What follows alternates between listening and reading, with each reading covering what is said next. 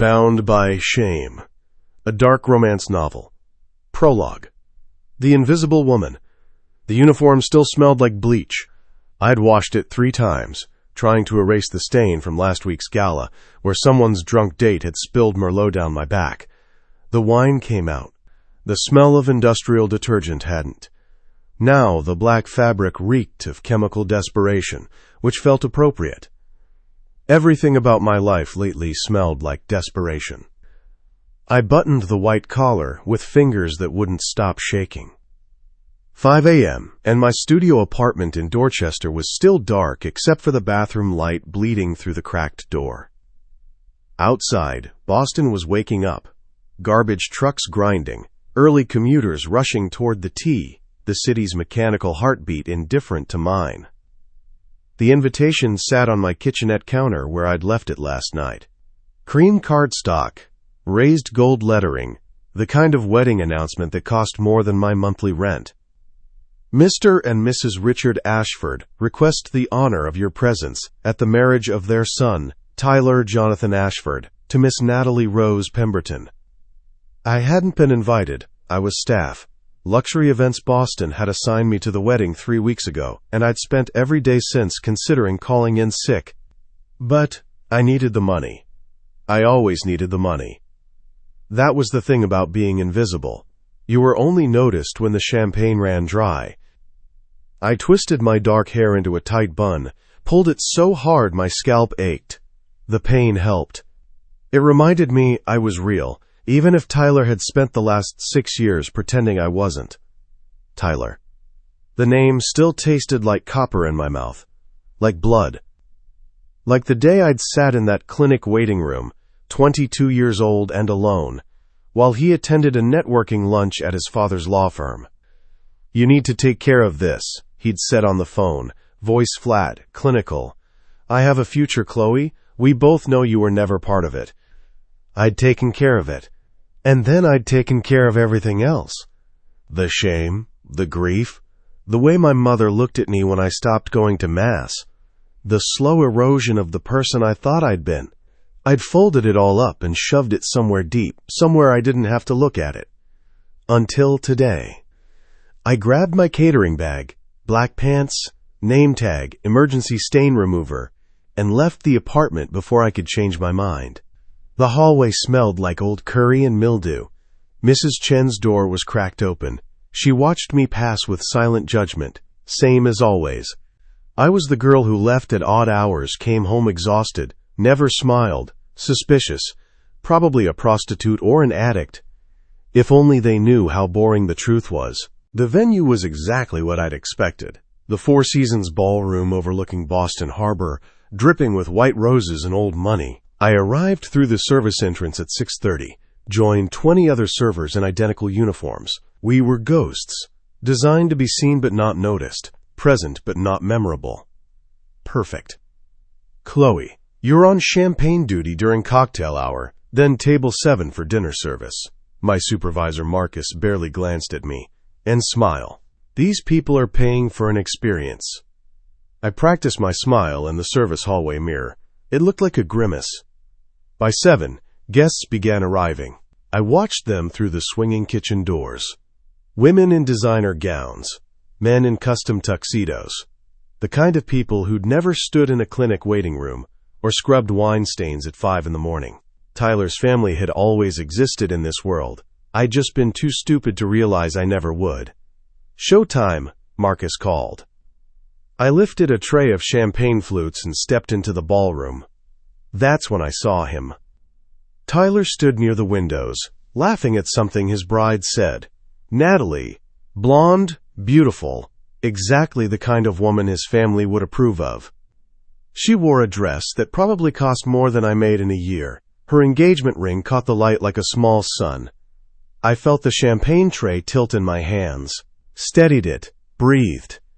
Just one shift, just one night. Then I never have to see him again. I should have known better. I should have known that some prisons have marble floors and champagne fountains. That sometimes the people who destroy you wear tuxedos and smile for the cameras. That the worst violence doesn't always come with bruises. And I definitely should have known that when a man in an $8,000 suit watches you from across a ballroom with eyes the color of gunmetal, when his gaze tracks your every movement like your prey, he hasn't decided whether to catch or release. You should run.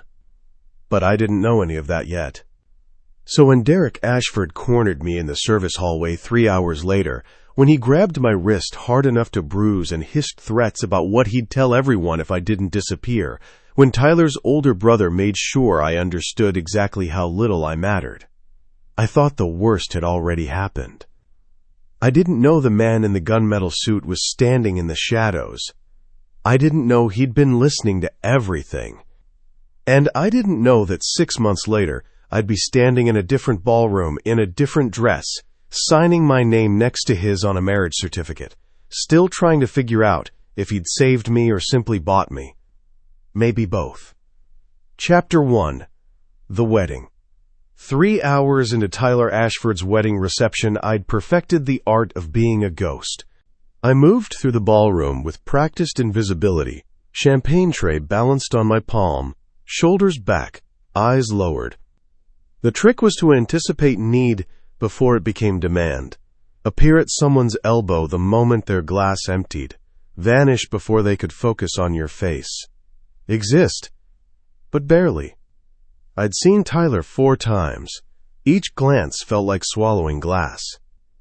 The first time, he'd been greeting guests near the entrance, Natalie tucked against his side like an expensive accessory. His laugh carried across the room, that same easy charm that had made me believe I mattered once. He looked happy, successful, unburdened by the weight of what he'd done to me. The second time, during toasts, I'd been refilling water glasses at table 12. His father stood at the microphone, voice thick, with bourbon and pride, talking about legacy and tradition, and the Ashford name. Tyler had smiled that perfect smile, the one I used to think was just for me. Fool.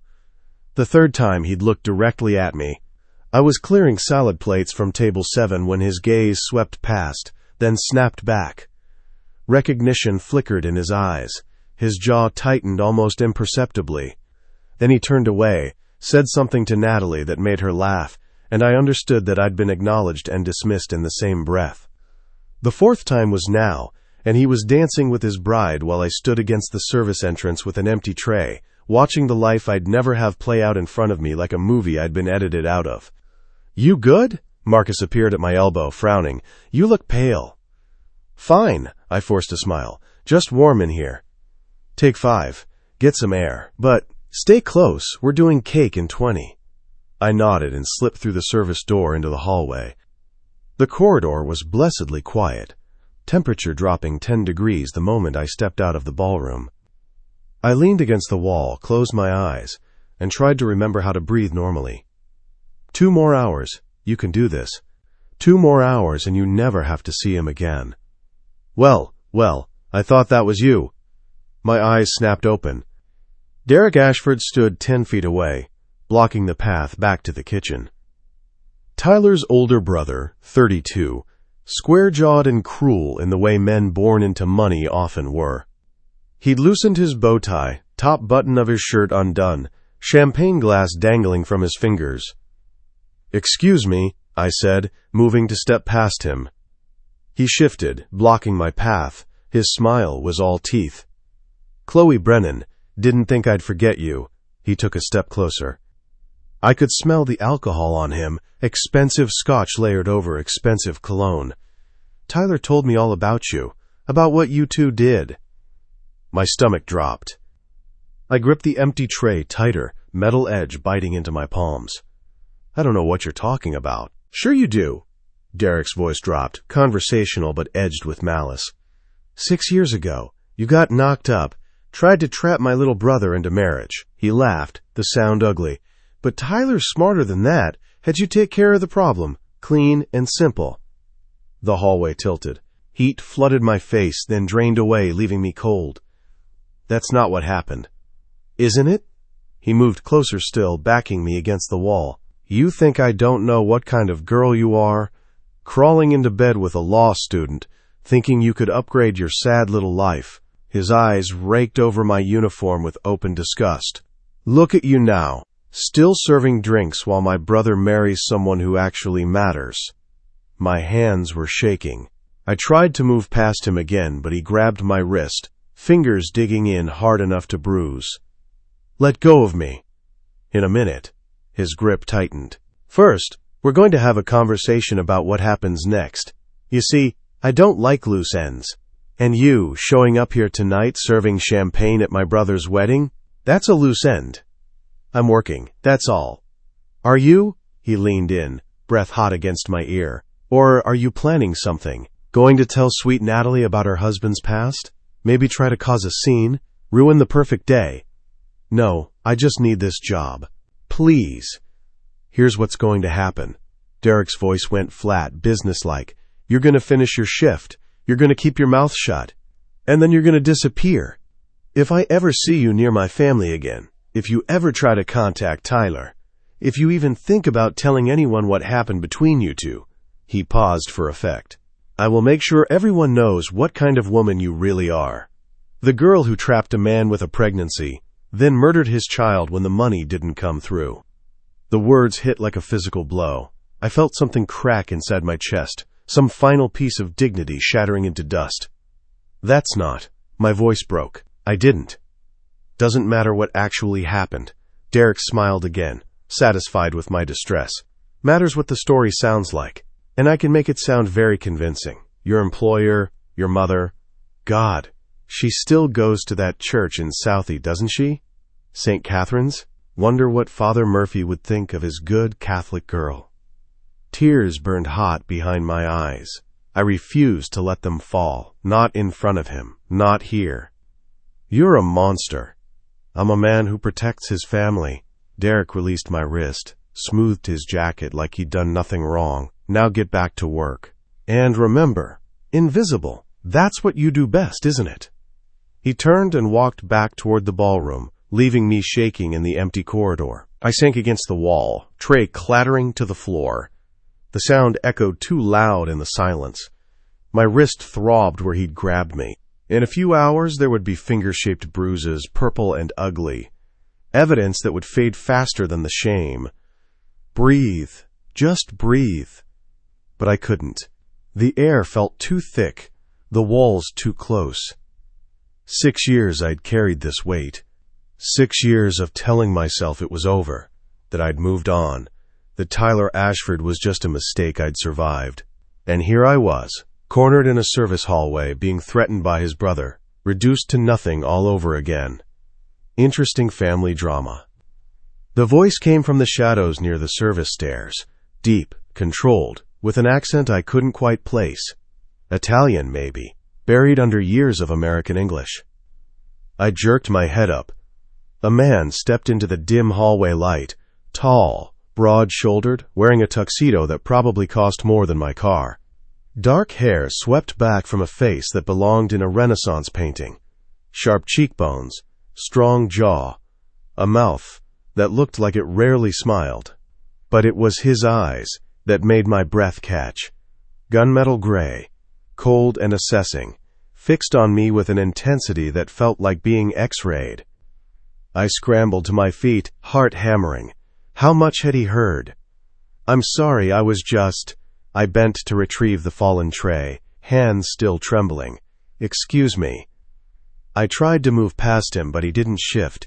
He stood there, blocking the narrow hallway, studying me like I was a problem he was deciding how to solve. How long were you standing there? The words came out sharper than I intended. Long enough. He tilted his head slightly, a gesture that was almost predatory. Derek Ashford is an impressive piece of work, even by my standards. Heat flooded my face. This stranger had heard everything. The pregnancy, the abortion, Derek's threats. My humiliation was complete.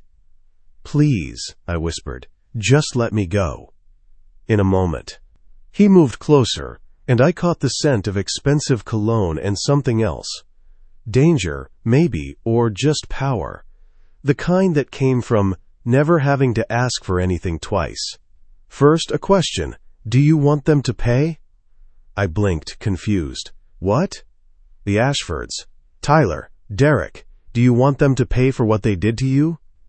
The question hung in the air between us, loaded with meaning I didn't understand. This man was a stranger. I didn't even know his name, but something in his tone made me think he could actually make it happen. Who are you? Someone who can help.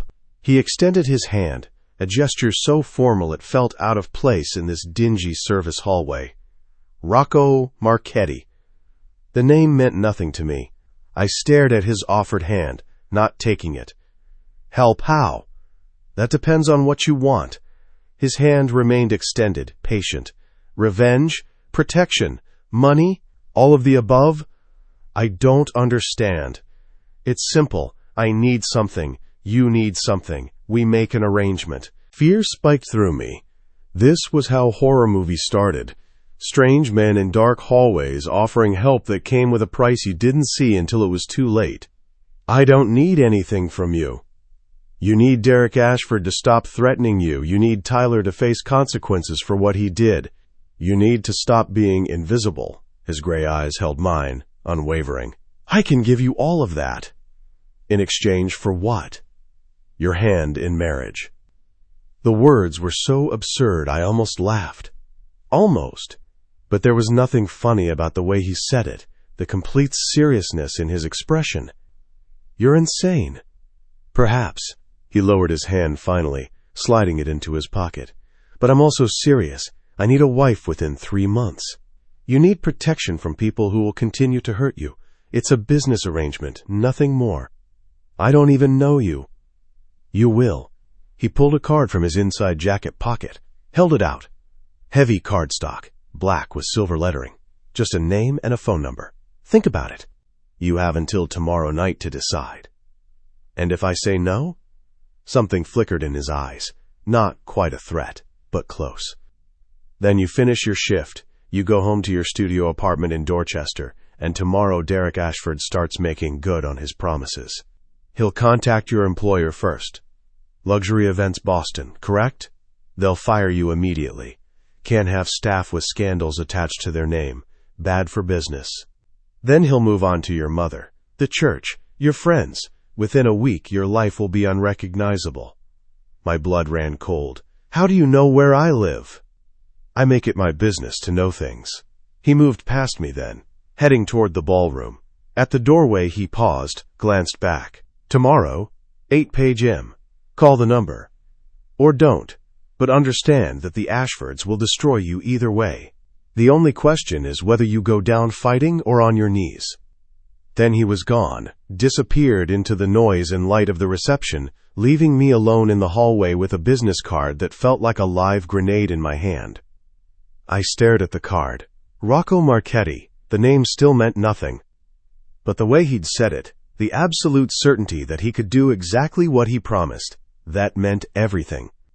I shoved the card into my pocket and picked up the tray. My hands had stopped shaking. In their place was something else. Something harder. Something that tasted like rage. When I returned to the ballroom, Tyler and Natalie were cutting the cake. She laughed, delicate and perfect, as he smeared frosting on her nose. The crowd applauded. Flashbulbs popped. Derek stood nearby with a scotch, looking smug. And across the room, partially hidden by a marble column, Rocco Marchetti watched me with those gunmetal eyes. He lifted his champagne glass in a small salute.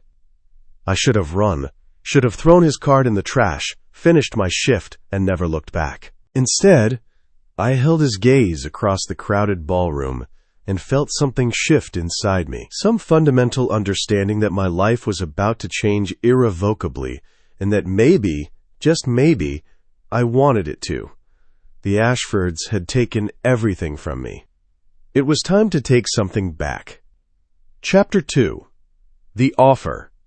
I made it home at 3 a.m., fingers wrapped around Rocco Marchetti's business card, like it might bite me. The wedding had ended 2 hours earlier. I'd finished my shift on autopilot, serving champagne and clearing plates while my mind replayed the hallway conversation on an endless loop. By the time Marcus dismissed us, my wrist had bloomed into an ugly purple-blue flower where Derek's fingers had dug in. I'd caught the last train to Dorchester, squeezed between a sleeping drunk and two teenagers making out like the world was ending. Normal people living normal lives. None of them had marriage proposals from strangers. None of them were being blackmailed by their ex-boyfriend's brother. My apartment smelled stale when I unlocked the door. I dropped my bag, flicked on the overhead light, and stared at the cramped studio that represented everything I'd managed to scrape together in 6 years.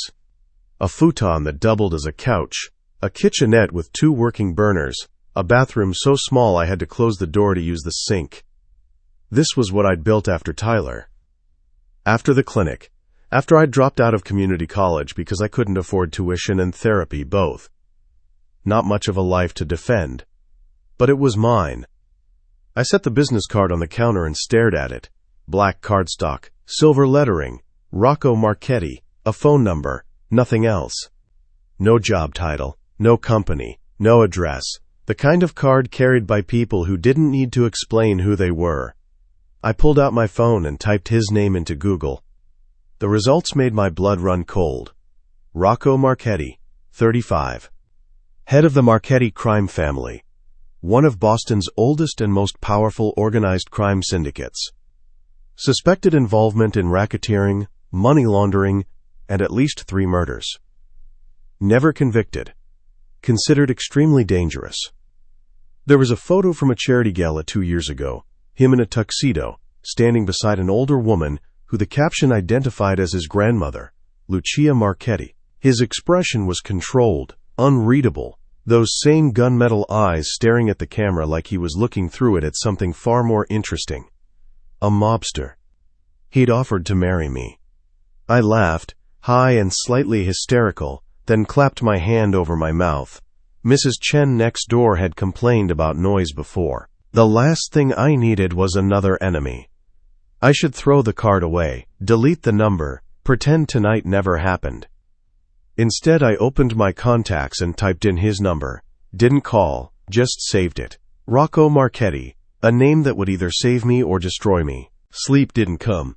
I lay on the futon, staring at the water-stained ceiling, listening to the city breathe outside my window. Sirens. Car alarms. The distant rumble of the T-Boston Symphony of Survival. By dawn, I'd made my decision. Times. The next evening, I stood in the parking garage of the Four Seasons at 7:45, phone in hand, heart trying to break through my ribs. I'd spent the day in a fog. Called in sick to work. Ignored 3 texts from my mother asking why I'd missed Sunday dinner. Sat on my futon and tried to convince myself this was insane. It was insane. But Derek's threats echoed in my head, the way he'd smiled while describing exactly how he'd ruin me, and beneath the fear was something else. Something darker, a rage I'd spent 6 years suppressing. Tyler had gotten away with it, all of it, the pregnancy, the pressure, the abandonment. He'd moved on, built his perfect life, married his perfect wife, while I scraped by, still carrying the shame like a stone in my chest. Rocco had asked if I wanted them to pay. The answer was yes. At exactly 8 page M, I dialed the number. He answered on the first ring. Miss Brennan. Not a question. He'd been expecting my call. I'm listening, I said, proud that my voice didn't shake. Good. There's a black Mercedes in the garage, level 3, spot 42, get in. You're here? I'm always where I need to be. The line went dead. I found the Mercedes easily. Sleek, expensive, tinted windows so dark I couldn't see inside. The passenger door unlocked as I approached, an electronic click that felt like a trap springing. I got in anyway. Rocco sat behind the wheel, dressed in dark slacks and a charcoal sweater that probably cost more than my monthly rent. Up close, in the dim garage lighting, he was even more intimidating than I remembered. His presence filled the car, made the air feel thinner. You came, he said. You knew I would. I hoped. He started the engine, a purr of controlled power. But hope and certainty are different things. Where are we going? Somewhere we can talk without interruption. He pulled out of the garage smoothly, navigating Boston traffic with the ease of someone who'd driven these streets 1,000 times. We headed south, away from downtown, toward the waterfront. I should have been terrified. I was in a car with a mobster, heading to an unknown location, no one aware of where I was. Every instinct screamed danger. But beneath the fear was curiosity. And that rage, still burning. "I looked you up," I said. "I expected you would. You're a criminal. Allegedly." A ghost of a smile touched his lips. "The justice system has yet to prove it. 3 murder investigations, racketeering, money laundering. You did thorough research." He glanced at me, those gray eyes unreadable. "Does it matter? Shouldn't it?" "That depends on whether you value moral superiority or actual results." He turned onto a side street, heading toward the harbor. "Tyler Ashford presents himself as an upstanding citizen. A lawyer, a husband, a pillar of society. But he pressured you into an abortion, then abandoned you to deal with the trauma alone. Derek threatens to destroy your life to protect his family's reputation. They hide behind respectability while committing cruelty." His voice remained calm, almost conversational, but there was steel underneath. "I don't pretend to be something I'm not," he continued. "I'm honest about what I am, about what I do, and I keep my word, always." "Why me?" I asked. "You could marry anyone, someone from your world. Why a broke event server you found being threatened in a hallway?" He pulled into a parking lot overlooking the harbor and killed the engine. Boats bobbed in the dark water, their lights reflecting like scattered stars. "Because I need someone with no connections to my world, no family ties that could complicate things, no expectations." He turned to face me fully. "The women from crime families come with baggage, alliances, obligations, rivalries. You're clean, invisible, as Derek so charmingly put it. That's why you want me? Because I'm nobody?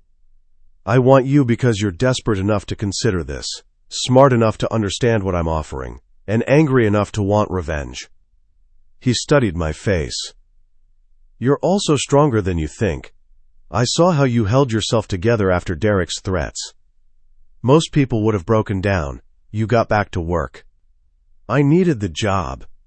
You needed the control." He leaned back against the driver's seat. "You're a survivor, Chloe. That's what I need. Someone who can adapt. Who can play a role." "What role?" "My wife. Publicly, respectably, convincingly." He pulled an envelope from the center console, handed it to me. "This is the contract. Read it before you agree to anything." I opened the envelope with shaking hands. Inside was a legal document, multiple pages, dense with terms and conditions. I scanned the first page. Marriage contract between Rocco Marchetti and Chloe Brennan. Duration, 1 year minimum. Terms of arrangement. "You're serious," I whispered. "I don't make jokes about marriage." He watched me read. "Take your time. I need your answer tonight, but you should understand what you're agreeing to." I read through the document slowly, heart pounding harder with each clause. The marriage would be legally binding. We'd live together in his penthouse. I'd attend social functions, family events, business dinners. Present myself as his devoted wife. In return, I'd receive a monthly allowance of $10,000, deposited into an account in my name. Separate bedrooms unless I consented otherwise. No infidelity on either side. After 1 year, I could choose to divorce. If I did, I'd receive a settlement of $5 million, and all records of the arrangement would be destroyed. If I chose to stay, the terms would be renegotiated. There were other clauses, security protocols, discretion agreements, a section labeled family business that was deliberately vague, but made it clear I'd be expected to keep silent about anything I witnessed. "This is insane," I said again, but with less conviction this time. "It's a transaction." Rocco's voice remained steady. "I need a wife to secure an alliance with the Romano family. They're traditional, old-world Italian. They respect marriage, family values. My reputation makes finding a suitable bride difficult. You need protection and the means to rebuild your life. We help each other. And the Ashfords? Sign the contract, and within 48 hours, Derek Ashford will issue a public apology for threatening you. Tyler's law firm will face an IRS audit that will destroy his career, and you'll never have to worry about either of them again. How? That's not your concern. He tilted his head.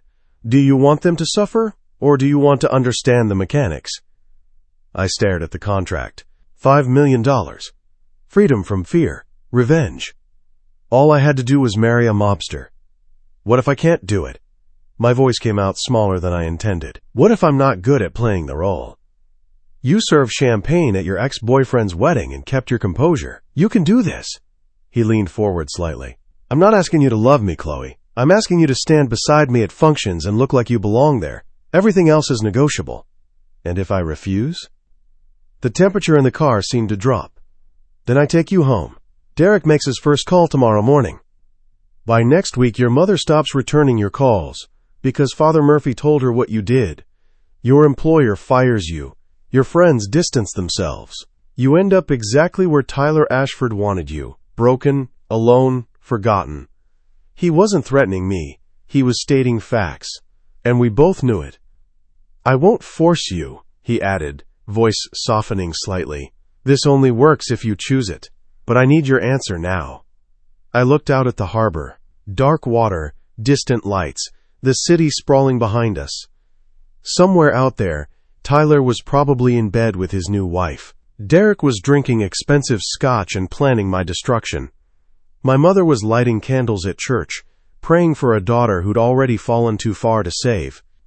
And I was sitting in a Mercedes with a man who dealt in violence and called it business, holding a contract that would either save me or damn me completely. Do you have a pen? I asked. Rocco reached into the glove compartment and handed me one. Expensive, heavy, the kind of pen that signed important documents. I flipped to the last page of the contract. Found the signature line. Once you sign, there's no going back, Rocco said. Not for a year. You'll be mine, legally and publicly. Do you understand? I understand. I signed my name. Chloe Marie Brennan. The letters looked strange on the expensive paper, like they belonged to someone else. Maybe they did. Rocco took the contract, added his signature below mine, then pulled out his phone and photographed both pages. My lawyer will contact you tomorrow with next steps. We'll need to file the marriage license within the week. The ceremony will be small, immediate family only. The public wedding comes later, once the Romano alliance is secure. When? The private ceremony? Friday. He started the engine. I'll have someone collect your belongings from your apartment on Thursday. You'll move into the penthouse that evening. That's 3 days. I don't believe in unnecessary delays. He pulled out of the parking lot. Is there anything you need to do before then? Anyone you need to tell? I thought about my mother, my few friends, Marcus at work. What would I even say? No, I said quietly, there's no one. He glanced at me, something unreadable in his expression. Good, it's easier that way. We drove back to Dorchester in silence. When he pulled up outside my building, the contrast between his Mercedes and the crumbling brick was almost comical. Chloe, he caught my wrist as I reached for the door handle. His grip was firm but careful, nothing like Derek's bruising hold. I meant what I said. I keep my word. The Ashfords will pay for what they did, and you'll be protected, always. Why? I asked. Why do you care what happens to me? Because you're mine now. His thumb brushed across my pulse point, and I felt my heartbeat spike. And I protect what's mine. He released me, and I stumbled out of the car, legs unsteady. Friday, he said through the open door, 8 a.m., don't be late. Then he was gone, taillights disappearing into Boston traffic, leaving me standing on the sidewalk with the knowledge that I'd just sold myself to the devil. Or maybe I'd made a deal with the only person who could set me free. I wouldn't know which until it was too late to change my mind. Chapter 3. The Contract. Tuesday morning I woke to someone knocking on my door. Not the hesitant tap of a neighbor or the aggressive pound of a bill collector. This was measured, professional, the kind of knock that expected to be answered. I dragged myself off the futon, still wearing yesterday's clothes. I hadn't slept. Couldn't. Every time I closed my eyes, I saw Rocco's signature next to mine on that contract, felt the weight of what I'd agreed to. Through the peephole, I saw a woman. Mid-40s, dark hair pulled into a sleek bun, wearing a charcoal suit that screamed, "Expensive lawyer." She held a leather briefcase and an expression of patient certainty. I opened the door. "Miss Brennan, not a question. My name is Maria Volterra. Mr. Marchetti asked me to meet with you this morning." Her voice carried the faint trace of an Italian accent, smoothed by years of American education. She looked at my cramped apartment with the same neutral expression someone might use to examine evidence, noting details, making no judgments. "Come in," I said, suddenly aware of how pathetic my home must look to someone from Rocco's world. Maria stepped inside, closing the door behind her. She didn't sit. Instead, she set her briefcase on my small counter and opened it with practiced efficiency. "I'm Mr. Marchetti's consigliere," she said. "I handle his legal affairs and ensure all arrangements are properly executed. You and I will be working closely over the next few days." "Consigliere," I repeated. "Like in The Godfather?" A ghost of a smile touched her lips. "Hollywood simplifies, but essentially yes. I advise, I negotiate, I solve problems." She pulled out several documents, starting with yours. She spread the papers across the counter. The contract from last night, now notarized and official-looking. Additional documents I didn't recognize. "The marriage license has been filed," Maria said. "The ceremony is scheduled for Friday morning at 10 a.m. at the Marchetti estate. Immediate family only, as Mr. Marchetti specified. You'll need these." She handed me a folder. Inside was a new bank card, a key card, and several forms. "The bank account is active as of this morning. 10,000 has already been deposited. You'll receive the same amount on the 1st of each month." She pointed to the key card. "This grants access to the penthouse and the parking garage. Mr. Marchetti's driver will collect you Thursday evening at 6. My hands shook as I held the bank card. Real. This was all real. "What about my job?" I asked. "My lease?" "Your resignation from Luxury Events Boston has been submitted. Your final paycheck will be direct deposited Friday. As for the lease," she pulled out another document. "We've paid the remaining 6 months, plus a penalty for early termination. Your landlord has already signed the release." "You did all this in one night?" "Mr. Marchetti doesn't waste time." Maria's expression remained professional, but I caught a hint of something else. Approval, maybe? Or warning, he's also begun addressing the Ashford situation. My heart stuttered. Already? Tyler Ashford's law firm received notice of an IRS audit this morning. The investigation will be thorough and public. His reputation will be significantly damaged. She paused. Derek Ashford will receive a visit from certain associates later today. By evening, he'll issue a written apology for his behavior toward you. "A visit from associates," I repeated slowly. "What does that mean?" Maria met my gaze. "It means Derek will understand that threatening you was a mistake. The specifics aren't your concern." "Will he be hurt?" "Only his pride." She closed the briefcase. "Mr. Marchetti keeps his promises, but he's not needlessly violent. Derek will be frightened, not injured, though I suspect he'll wish otherwise by the time the conversation is finished." I should have felt guilty, should have been horrified that I'd set this in motion. Instead, I felt a dark satisfaction spreading through my chest. "Good," I heard myself say. Maria studied me with new interest. "You're stronger than you look. That will serve you well in this world." "What world?" I asked. "What exactly am I marrying into?" She was quiet for a moment, choosing her words carefully. "The Marchetti family has existed in Boston for 4 generations. They control shipping, construction, waste management, and several other industries. Some legal, some less so. Rocco inherited leadership at 25 when his father was murdered.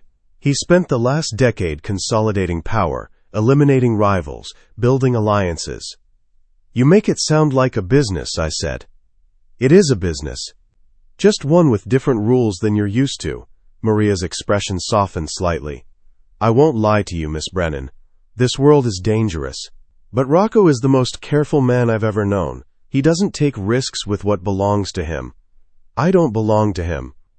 You signed a contract that says otherwise. She gathered her documents. But here's what you should understand. Rocco keeps his word. Always. If he promised to protect you, he will. If he said the marriage would last 1 year, it will. No more, no less, unless you choose to extend it. Why are you telling me this? Because I've worked for him for 12 years, and I've never seen him marry. He doesn't do anything without reason. She moved toward the door. This arrangement matters to him more than he's letting on. Don't mistake his control for indifference. He barely knows me.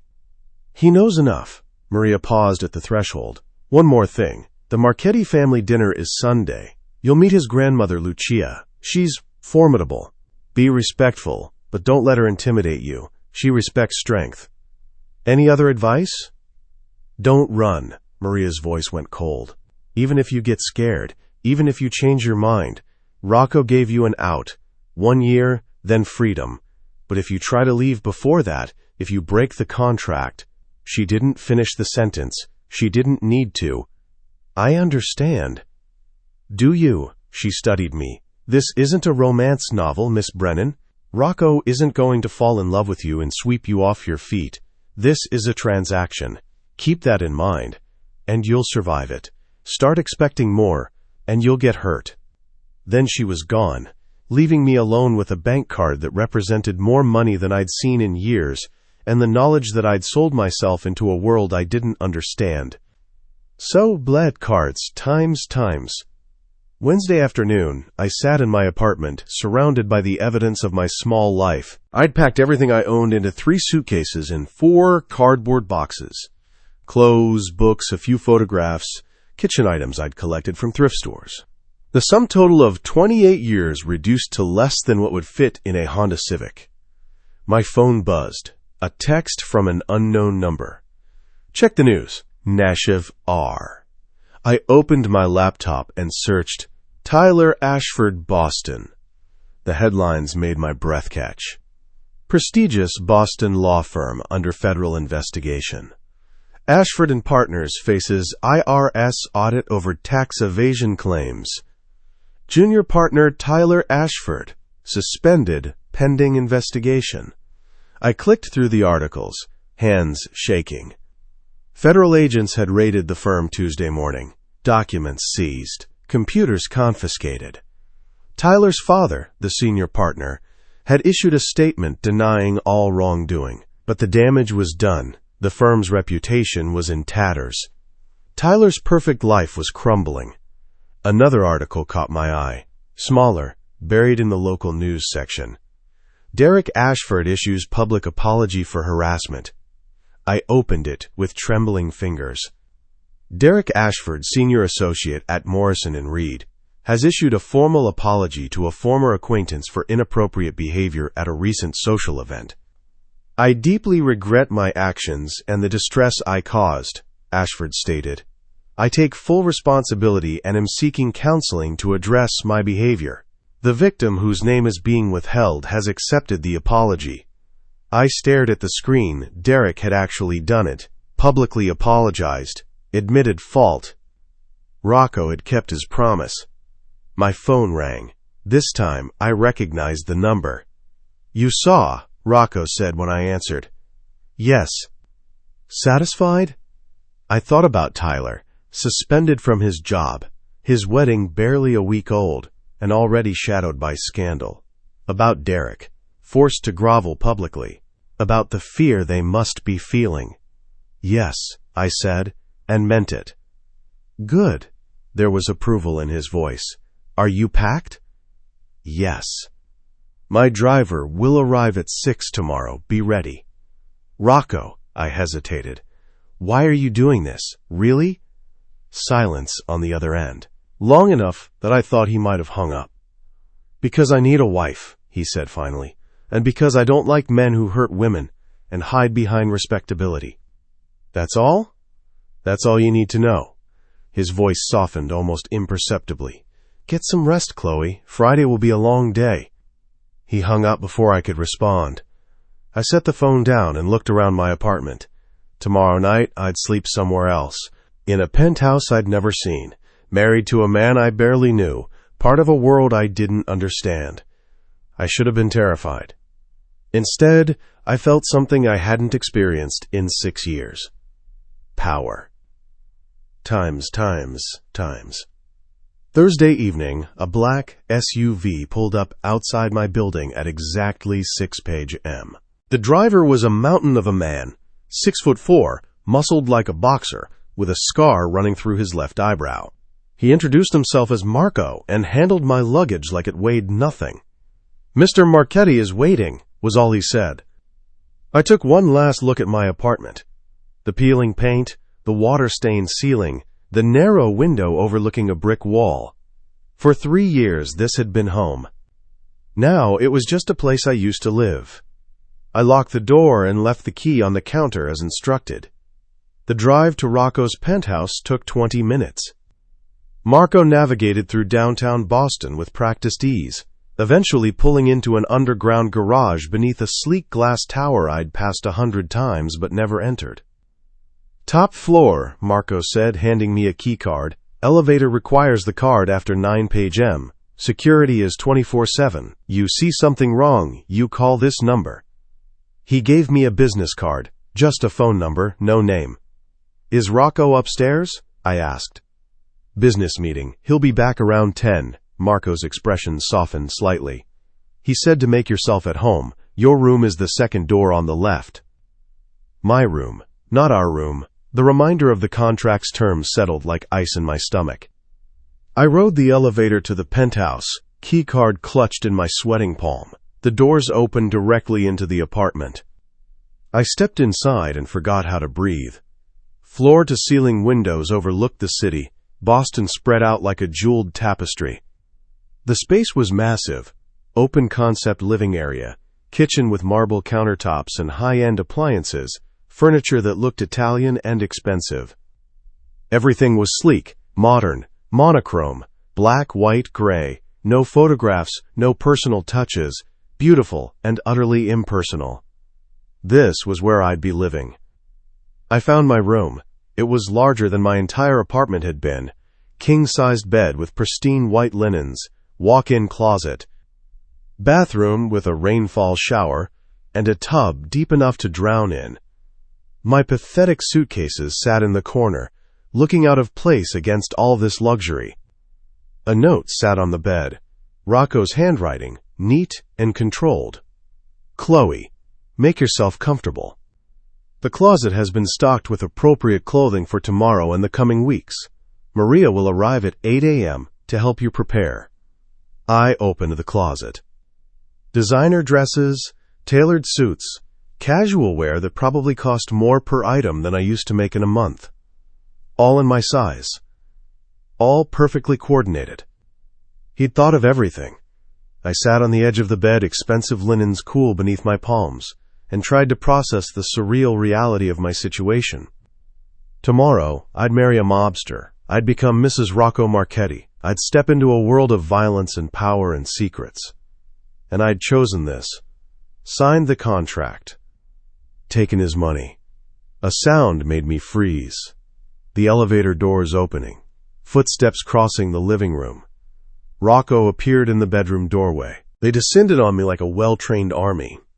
The stylist worked on my hair, pulling it into an elegant updo that made my neck look longer, more graceful. The makeup artist transformed my face.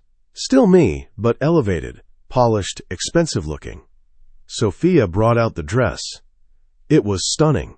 Simple white silk, fitted through the bodice, flowing to the floor, off the shoulder sleeves, a subtle train. Nothing like the elaborate gown Natalie had worn. This was understated elegance, the kind of dress that whispered wealth instead of shouting it. "Mr. Marchetti chose it himself," Sophia said, helping me step into the fabric. "He has excellent taste." The dress fit perfectly. Of course it did. Rocco didn't do anything halfway. When they finished, I barely recognized myself in the mirror. I looked like someone who belonged in this world. Someone who could stand beside Rocco Marchetti and not look out of place. "Beautiful," Maria said. There was approval in her voice, but also something else. Pity, maybe. Are you ready? No, I admitted, but I don't think that matters. It doesn't. She handed me a small bouquet of white roses. The car is waiting. Times. The Marchetti estate sat 30 minutes outside Boston, hidden behind iron gates and towering walls. As Marco drove through the gates, I got my first look at Rocco's family home. It was massive. 3 stories of pale stone and dark shutters, formal gardens stretching in every direction, a circular fountain in front where water cascaded from the mouth of a marble lion. Old money, old power, the kind of place that had seen generations of Marchettis born, married, and buried. This is where Rocco grew up? I asked Maria. Yes. His grandmother still lives here. She insists on maintaining tradition. Maria's expression tightened slightly. Lucia is particular about family matters. You're warning me about her. I'm preparing you. There's a difference. The car stopped beneath a covered portico. Remember, strength, not subservience. She respects people who stand their ground. Marco opened my door. I stepped out, silk dress whispering against the stone, and tried to calm my racing heart. The front door opened before we reached it. Rocco stood in the doorway, and my breath caught. He wore a charcoal suit perfectly tailored with a white shirt and silver tie. His dark hair was swept back, his jaw clean-shaven. He looked like he'd stepped out of a Renaissance painting, beautiful, dangerous, utterly controlled. His eyes found mine, and something flickered in their gray depths. Surprise, maybe, or approval. Chloe. He descended the steps, moving with that predatory grace. You look stunning. You chose the dress, I said. I knew it would suit you, he offered his arm. Are you ready? Is anyone ever ready to get married? A ghost of a smile touched his lips. No, but we do it anyway. I took his arm, and he led me inside. The interior was exactly what I'd expected. Marble floors, crystal chandeliers, oil paintings that looked museum quality. But there was warmth, too. Fresh flowers in vases, afternoon light streaming through tall windows, the scent of something baking drifting from deeper in the house. Rocco led me through a hallway to a set of double doors. He paused, hand on the handle. My family is waiting. Grandmother, my brother Angelo, a few cousins. The efficient. His voice lowered. Lucia will test you. Don't let her intimidate you. What kind of test? You'll know when it happens. He studied my face. Trust your instincts. And remember, you're about to become a Marchetti. Act like it. He opened the doors. The room beyond was a formal sitting room, converted into a ceremony space. White roses everywhere, chairs arranged in neat rows. And standing near the fireplace, watching us with eyes that missed nothing. Lucia Marchetti. She was smaller than I'd expected, maybe 5'2", dressed entirely in black. Her white hair was pulled into a severe bun. Her face was a map of wrinkles, but her eyes were sharp and dark and absolutely terrifying. She said something in rapid Italian. Rocco responded in the same language, his tone respectful but firm. Lucia's gaze shifted to me. She moved closer, circling me like a predator assessing prey. I forced myself to stand still, to meet her eyes when she looked at me. She spoke again, this time in heavily accented English. You are not what I expected. What did you expect? I asked, surprised by how steady my voice sounded. Someone weaker, someone afraid. She tilted her head. You are afraid, but you hide it well. That is good. Fear without courage is useless. I have plenty of both, I said. Her lips twitched, almost a smile. Why are you marrying my grandson? The room went silent. I felt Rocco tense beside me, felt a dozen pairs of eyes watching to see how I'd answer. I could lie. Say something about love or fate, or any of the pretty stories people told themselves about marriage. But Lucia would see through it, and I was tired of pretending. Because I need protection, I said. And he needs a wife. It's an arrangement that benefits us both. Lucia studied me for a long moment. Then she nodded. Honest, good. She turned to Rocco, spoke in Italian again. he responded, and I caught the word see several times. Finally, Lucia looked back at me. You have rage in you. I see it. Deep old rage. Her expression was unreadable. That can be dangerous, but also useful. Just remember, in this family, rage is a tool, not a master. I'll remember, I said. Good. She patted my cheek with a hand that felt like paper over bone. Welcome to the family, child. Try not to break my grandson's heart. He pretends not to have one, but I know better. She moved away, and I finally exhaled. A man approached, younger than Rocco, maybe 32, with similar features, but a more open expression. He grinned and extended his hand. Angelo Marchetti, the better-looking brother. His handshake was firm, friendly. Welcome to the family circus. You passed Nona's test, which means you're either very brave or very stupid. Both, probably, I said. He laughed. I like her, Rocco. Try not to scare her away in the first month. Rocco's hand settled at the small of my back, possessive. The ceremony starts in 5 minutes. Everyone, take your seats. The family moved to the chairs. I counted maybe 20 people. Cousins, I assumed, and a few older men who had the same dangerous look as Rocco. His inner circle. The efficient and elderly priest with kind eyes positioned himself near the fireplace. Rocco led me to stand facing him. Ready? Rocco asked quietly. I looked at him. This man I barely knew, this criminal who'd offered me revenge and protection in exchange for a year of my life. Yes, I said. The ceremony was short, traditional Catholic vows spoken in English for my benefit. I repeated the words the priest gave me, my voice stronger than I'd expected. I, Chloe Marie Brennan, take you, Rocco Antonio Marchetti, to be my lawfully wedded husband, to have and to hold, from this day forward, for better or for worse, for richer or for poorer, in sickness and in health, until death do us part. Rocco's eyes never left mine as he repeated his vows. His voice was steady, controlled, but there was something in his gaze that made my heart race.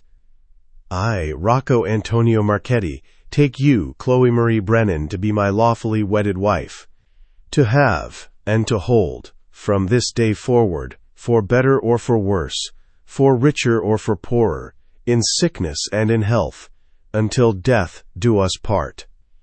Angelo produced the rings, simple platinum bands, elegant and understated. Rocco slid mine onto my finger. It fit perfectly. Of course it did. I took his ring with shaking hands and managed to get it onto his finger without dropping it. By the power vested in me, the priest said, smiling, I now pronounce you husband and wife. You may kiss the bride. Rocco's hands came up to frame my face, thumbs brushing across my cheekbones. For a moment we just looked at each other. Then he leaned in. The kiss was soft, almost gentle. Nothing like what I'd expected from a man like him. His lips were warm, his touch careful, like he was giving me the choice to pull away. I didn't pull away. Instead, I found myself leaning into him, my hands coming up to rest against his chest. His heart was beating as fast as mine. When we broke apart, his forehead rested against mine for just a moment. Mrs. Marchetti, he whispered, so quietly only I could hear. The room erupted in applause. I turned to face the family, Rocco's arm around my waist, and tried to smile like a happy bride. But all I could think was that I'd just married a man who could order someone's death with a phone call, and I didn't regret it. Not even a little. Times. The reception was held in the estate's formal dining room. Long table covered in white linens, crystal glasses, food that looked and tasted like art. Wine flowed freely. People laughed and talked in a mixture of English and Italian. It felt almost normal, almost like a real wedding. Except for the guns. I noticed them halfway through dinner, subtle bulges under suit jackets. The way certain men positioned themselves near exits. The silent communication between Rocco and his inner circle. A nod here, a glance there. These people were always armed, always ready. "You're very quiet," Lucia said from across the table. "What are you thinking?" Everyone at the table went silent, waiting for my answer. "I'm thinking that this is the strangest wedding I've ever attended," I said honestly, "but also the most honest." "How so?" Angelo asked, leaning forward with interest. "Last wedding I went to, everyone pretended to be perfect. Perfect family, perfect love, perfect future." I took a sip of wine. "This family doesn't pretend. You are what you are." Lucia smiled, actually smiled. "She understands already. Good." Rocco's hand found mine under the table. Squeezed once, I squeezed back. After dinner, there was cake. 3 tiers, white frosting, topped with sugar flowers that looked real. Rocco and I cut it together, his hand over mine on the knife. When he fed me a bite, his fingers brushed my lips, and I saw something flicker in his eyes. Desire, maybe, or just appreciation for how well I was playing my part. As the afternoon wore on, family members approached to congratulate us. They all said the same things. Beautiful ceremony, lovely bride, welcome to the family. But their eyes assessed me, measuring whether I was strong enough to survive this world. I smiled and thanked them, and held Rocco's hand like I meant it. By 5 p.m. I was exhausted. My face hurt from smiling. My feet ached in the designer heels. I wanted nothing more than to take off this beautiful dress and collapse. Rocco must have noticed. He leaned close, his breath warm against my ear. "Ready to go home?" "Home. The penthouse. Our new life together." "Yes," I said. We said our goodbyes. Lucia hugged me, actually hugged me, and whispered something in Italian that sounded like a blessing. Angelo kissed my cheek and told Rocco he'd better treat me well or answer to him. Then we were in the Mercedes, Marco driving us back to the city, the estate disappearing behind us. Rocco loosened his tie, rolled his shoulders. He looked as exhausted as I felt. "You did well today," he said. "So did you. My grandmother likes you. That's unexpected." "Why unexpected?" "She doesn't like anyone." He turned to look at me. "You told her the truth about why you're marrying me. Most people would have lied." "Would that have worked?" "No. She would have seen through it and dismissed you immediately." His expression softened. "You have good instincts." I just answered honestly. Honesty is rare in my world. He reached out, tucked a loose strand of hair behind my ear. The gesture was surprisingly intimate. I appreciate it. We drove the rest of the way in comfortable silence. When we reached the penthouse, Rocco walked me to my bedroom door. "Get some rest," he said. "Tomorrow we'll discuss the Romano meeting. It's in 2 weeks. You'll need to be prepared." "Rocco," I caught his sleeve before he could turn away. "Today, the wedding. Was any of it real?" He looked down at where my fingers gripped his jacket, then up at my face. "The vows were real. The commitment was real. The protection I promised you, that's real." He covered my hand with his. "Everything else, we'll figure out as we go." "And the kiss?" Something dangerous flickered in his eyes. "That was real too, more real than it should have been." He lifted my hand to his lips, pressed a kiss to my knuckles. The gesture was old-fashioned, courtly, but the heat in his eyes was anything but.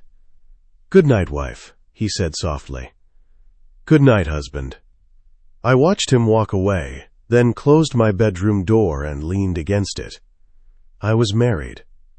Mrs. Rocco Marchetti. I looked down at the platinum band on my finger, simple and perfect and binding. And for the first time in 6 years, I didn't feel invisible anymore. Chapter 5. The wedding night. That isn't. I woke to sunlight, streaming through floor-to-ceiling windows, and the distant sound of the city, 40 stories below. For a moment, I didn't remember where I was. Then it all came rushing back. The wedding, the family, Rocco's hand covering mine as we cut the cake. The way he'd looked at me when he said goodnight. I was married. The platinum band on my finger caught the morning light, throwing tiny rainbows across the white sheets. I twisted it, still not quite believing it was real. My phone showed 8:30 a.m. Saturday, the day after my wedding. In a normal marriage, I'd wake up next to my husband. We'd have spent the night together, consummated our vows, started our life as partners. Instead, I'd slept alone in a bedroom bigger than my old apartment, while Rocco did the same somewhere down the hall. Separate bedrooms unless I consented otherwise. That was the agreement. I showered, dressed in jeans and a sweater from the stocked closet, and ventured out into the penthouse. The main living area was empty, quiet. But I smelled coffee. I found Rocco in the kitchen, standing at the counter with a laptop open, phone pressed to his ear. He wore dark jeans and a gray Henley, sleeves pushed up to reveal forearms corded with muscle. His hair was still damp from his own shower. He looked up when I entered, eyes tracking my movement. He said something in Italian, then ended the call. "Good morning," he said. "Good morning."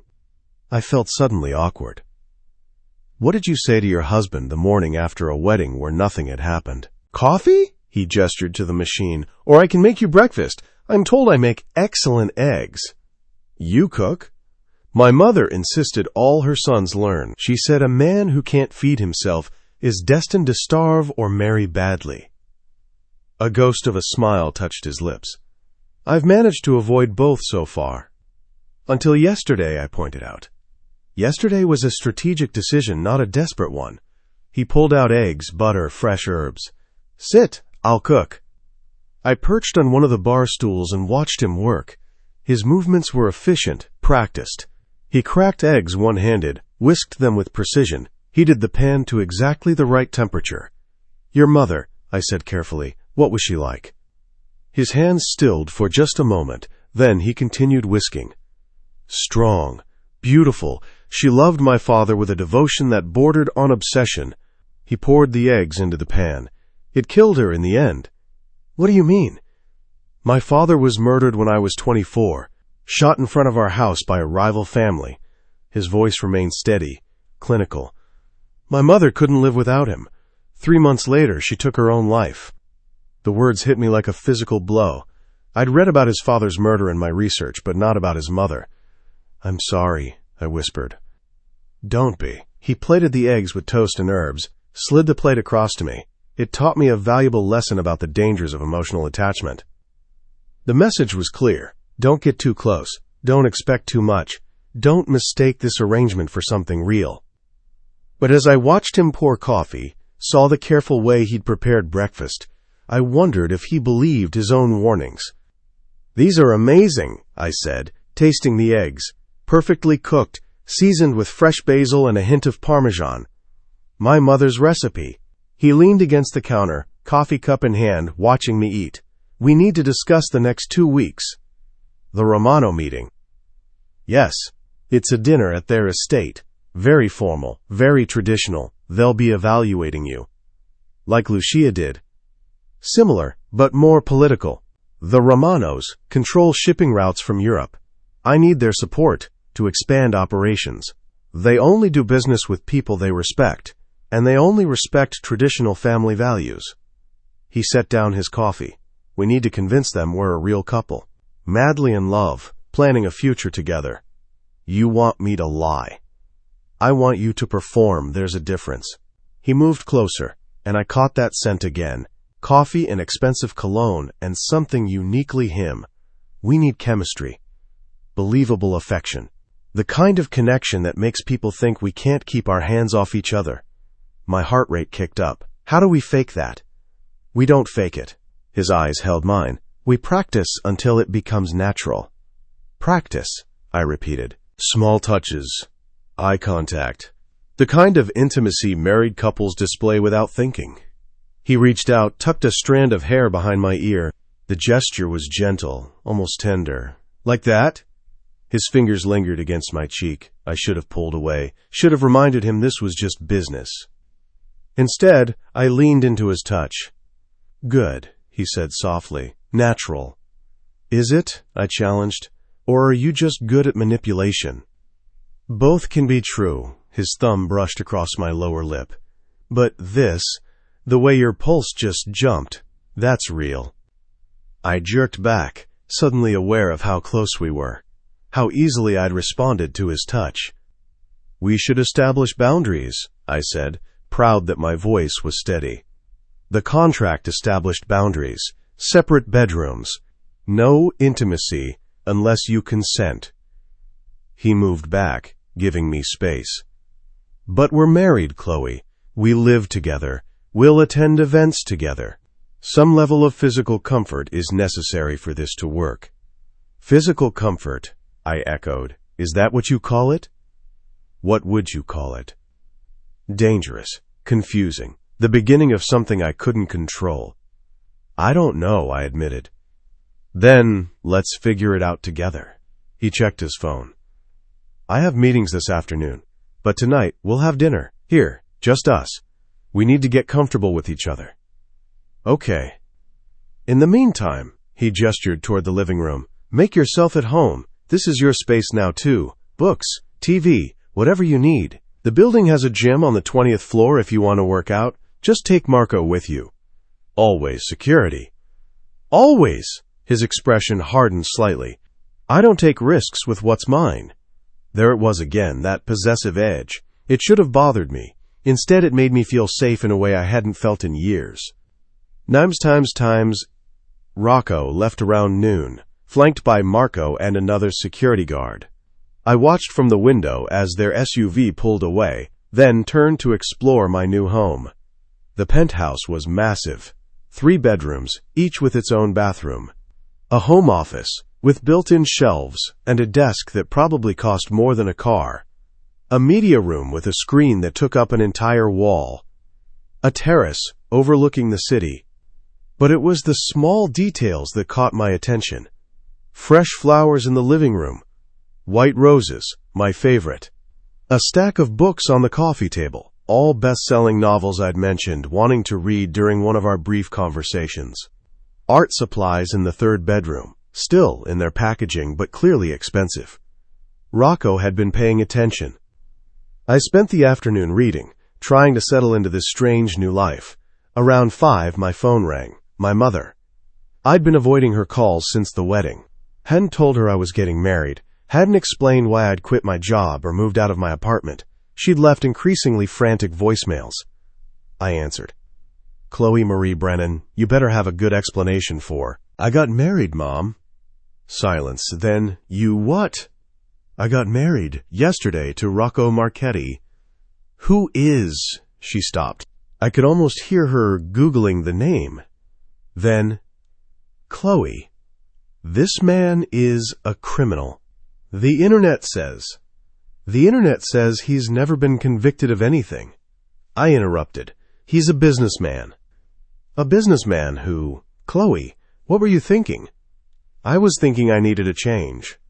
I was thinking I deserved better than scraping by in a studio apartment, working jobs that went nowhere." "So you married a mobster?" "I married a man who treats me with respect, who protects me, who—" I stopped, surprised by the emotion in my voice, "who makes me feel like I matter." My mother was quiet for a long moment. "Is he good to you?" she asked finally. I thought about Rocco making me breakfast, the flowers, the careful way he'd kissed me at the wedding. "Yes," I said, "he's good to me." "Then I want to meet him. Sunday dinner. Bring him." "Mom, I don't think." "If he's your husband, he's family. Family comes to Sunday dinner." Her tone brooked no argument. 2-page M. "Don't be late." She hung up before I could protest. I stared at my phone, already dreading the conversation with Rocco. "How did you ask your mobster husband to meet your devout Catholic mother for Sunday dinner?" Times. Rocco returned at 7 with takeout from an Italian restaurant I'd never heard of but that probably required reservations weeks in advance. We ate at the dining table, the city lights sparkling below us, and talked about nothing important. His day, my exploration of the penthouse, the weather. It felt almost normal, almost like a real marriage. My mother called. I said over dessert. Rocco looked up from his tiramisu. "And?" "She wants to meet you. Sunday dinner." "Of course she does." He didn't look concerned. "What did you tell her about me?" "The truth. That you're good to me." "Am I?" His eyes met mine across the table. You made me breakfast. You bought me books. You destroyed the people who hurt me. I set down my fork. Yes, you're good to me. Then I'll meet your mother. He stood, began clearing plates. What should I know about her? She's devoutly Catholic, never misses Mass, volunteers at the church. She'll ask you about your faith, your family, your intentions. My intentions, he repeated, amused. You're going to have to lie to her. I prefer to think of it as selective truth. He rinsed the dishes, loaded them into the dishwasher with the same efficiency he brought to everything. I was raised Catholic. I do care about family. And my intentions toward you are honorable within the context of our arrangement. She'll see through that. Then I'll be charming. He dried his hands, moved closer. I can be very charming when necessary. I've noticed. We stood there, barely 2 feet apart, and I felt that pull again. The same magnetic attraction that had made me lean into his touch this morning. We should practice, Rocco said quietly. Practice what? Being comfortable with each other. He reached out, took my hand. His fingers were warm, calloused. May I? I nodded, not trusting my voice. He pulled me closer, his other hand settling at my waist.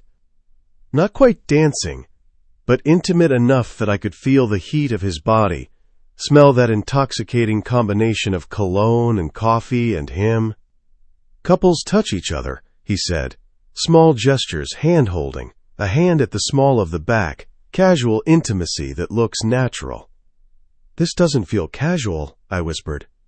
No, he agreed, it doesn't. His thumb traced small circles on my hip. Such a simple touch, but it sent electricity racing through my nervous system. Rocco, I started. We should stop, he said, but he didn't move away. Yes, I agreed, but I didn't step back either.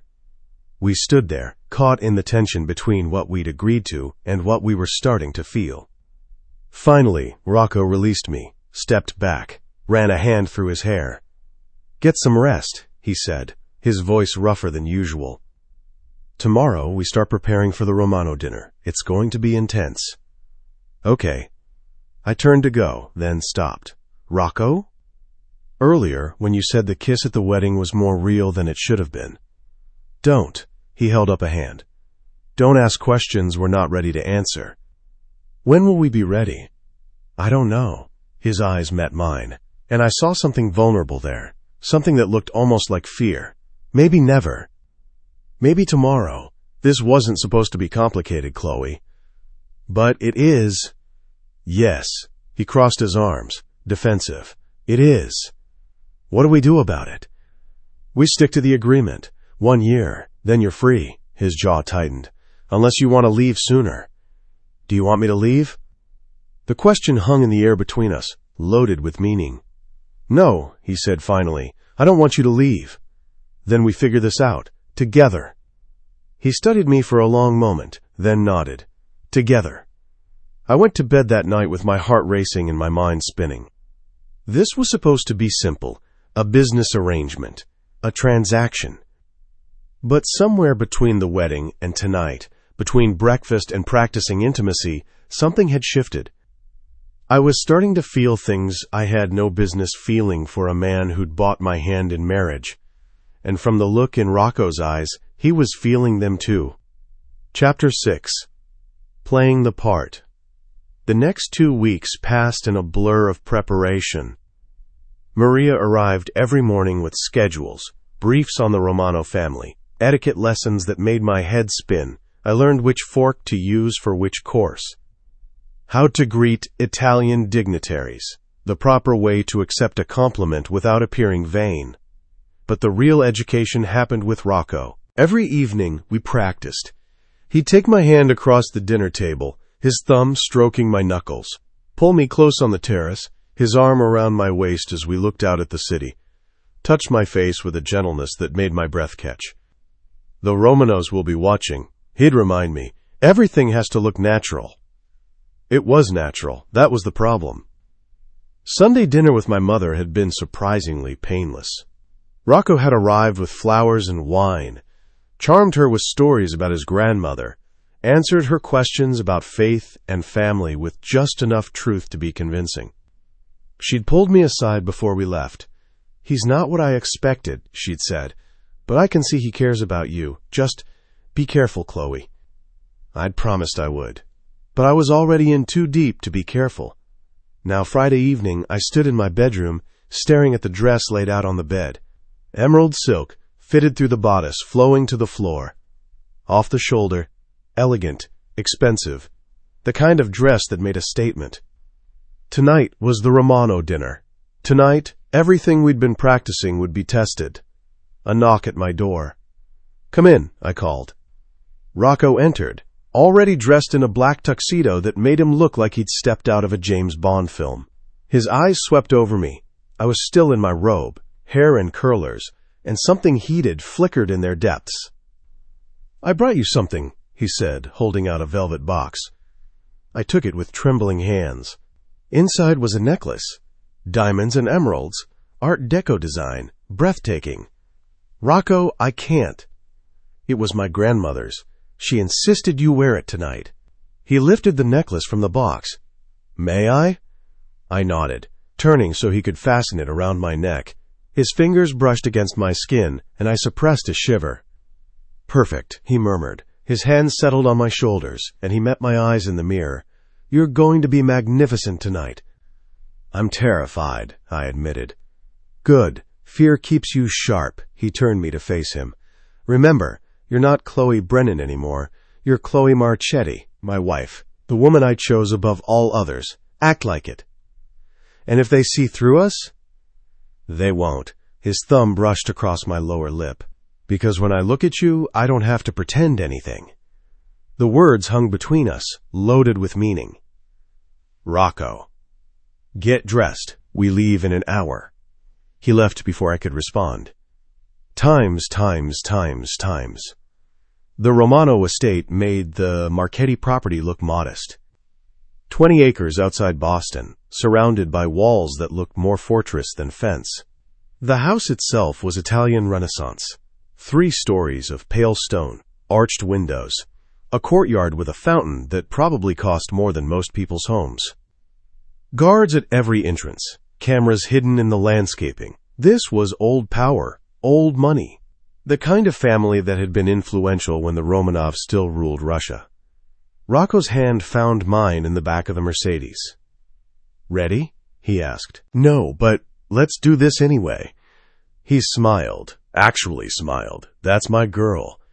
We stepped out of the car, and immediately I felt eyes on us. Staff, security, someone watching from an upper window, being assessed, evaluated. Rocco's arm slid around my waist, possessive and protective. "You look stunning," he said, loud enough for anyone nearby to hear, then quieter. "Breathe. You've got this." A man appeared at the entrance, mid-50s, silver hair, expensive suit. His smile was warm, but his eyes were calculating. "Rocco, welcome." They embraced, Italian style, kisses on both cheeks. "And this must be your bride. I'm Salvatore Romano." He took my hand, kissed it with old-world courtesy. "Chloe Marchetti," I said, pleased my voice was steady. "Thank you for having us." "The pleasure is ours." His eyes swept over me, assessing. "Rocco said you were beautiful. He undersold." Rocco's hand tightened on my waist. "I prefer to let her speak for herself." "Of course. Come. My wife is eager to meet you both."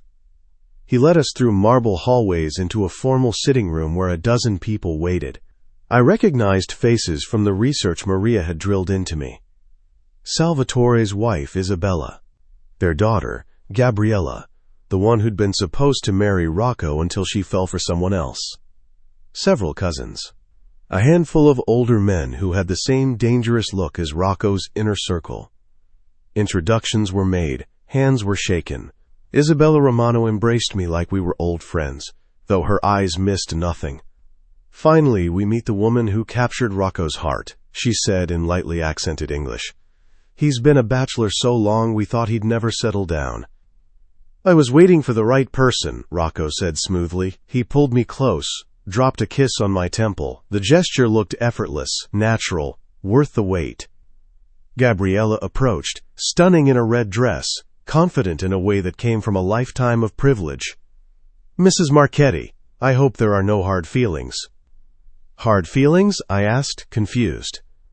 "About Rocco and me. Our families expected us to marry, but," she shrugged elegantly, "the heart wants what it wants. I fell for someone else, and it seems Rocco found someone better suited to him." There was a test in her words, an evaluation. I smiled. "No hard feelings at all. If anything, I should thank you. If you'd married him, I wouldn't have him now." Rocco's fingers traced a pattern on my hip. Approval. Gabriella laughed. "I like you. Come, sit with me at dinner. I want to hear how you two met." Dinner was served in a dining room that belonged in a palace. 30 people at a table that could seat 50. Course after course of exquisite food. Wine that probably cost more per bottle than my old monthly salary. And through it all, Rocco played his part perfectly. His hand on mine, sharing food from his plate, leaning close to whisper something that made me laugh genuinely. A story about Angelo as a child that was both funny and sweet. "How did you two meet?" Isabella asked over the second course. We'd prepared for this question, rehearsed the story. "A wedding," I said. "I was working as a server. Rocco was a guest." "Love at first sight?" Gabriella teased. "Recognition," Rocco corrected. His eyes found mine, and I saw truth there mixed with performance. I saw her across the room and knew immediately she was different, special. "And you?" Isabella asked me. "What did you think when you first saw him?" I remembered that night, the hallway, Derek's threats, Rocco stepping out of the shadows like something between salvation and damnation. "I thought he was dangerous," I said honestly, "but also that he might be exactly what I needed." Rocco's hand tightened on mine, not part of the script, a real reaction. "Dangerous," Salvatore repeated, amused. "An honest woman. I like that." The conversation moved on to business, shipping routes, territory negotiations, things I pretended not to understand while listening carefully. Rocco had told me to pay attention. Information was power. After dinner, the men retired to Salvatore's study for cigars and serious talk. The women moved to the sitting room. Rocco caught my hand before we separated. "You're doing perfectly," he murmured. "I'll be back soon." He kissed me. Not a peck on the cheek or a brush of lips. A real kiss, deep and possessive and absolutely convincing. When he pulled away, I was breathless. "For show?" I whispered. "What do you think?" He smiled, dangerous and beautiful. Then he was gone. I touched my lips, still feeling the heat of him. "He's smitten," Gabriella said, appearing at my elbow. "I've never seen Rocco Marchetti look at anyone the way he looks at you." "We're newlyweds," I said. "It's still the honeymoon phase." "Maybe," she guided me to a sofa. "Or maybe you're different from what he expected. That can be dangerous in this world." "Why dangerous?"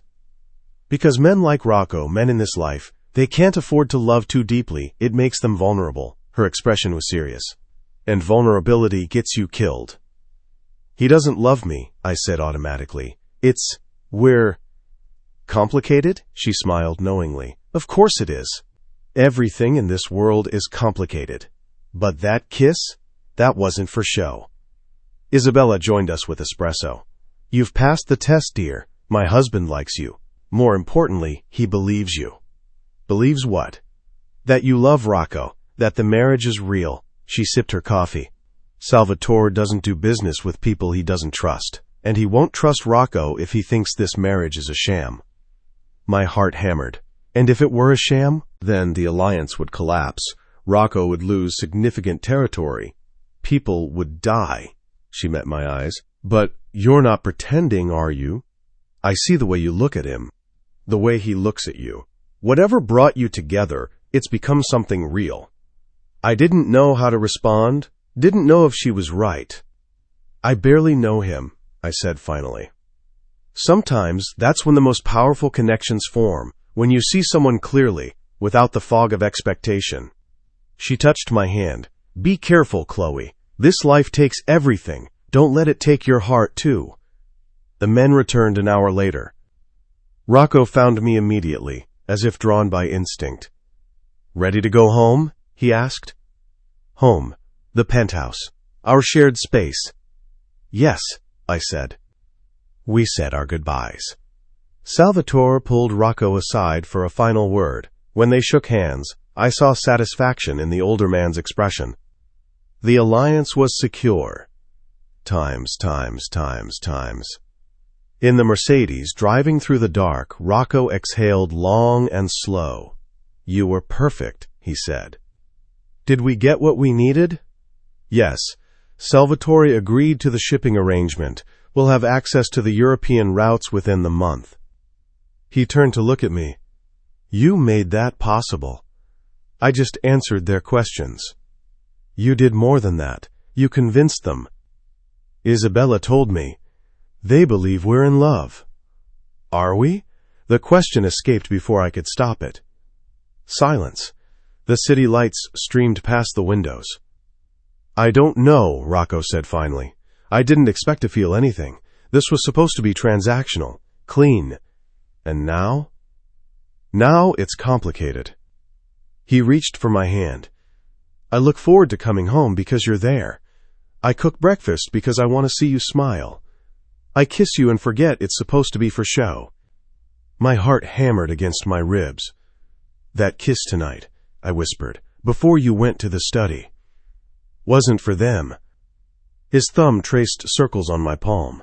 It was for me, because I needed to. Rocco, I'm not asking you to love me, Chloe.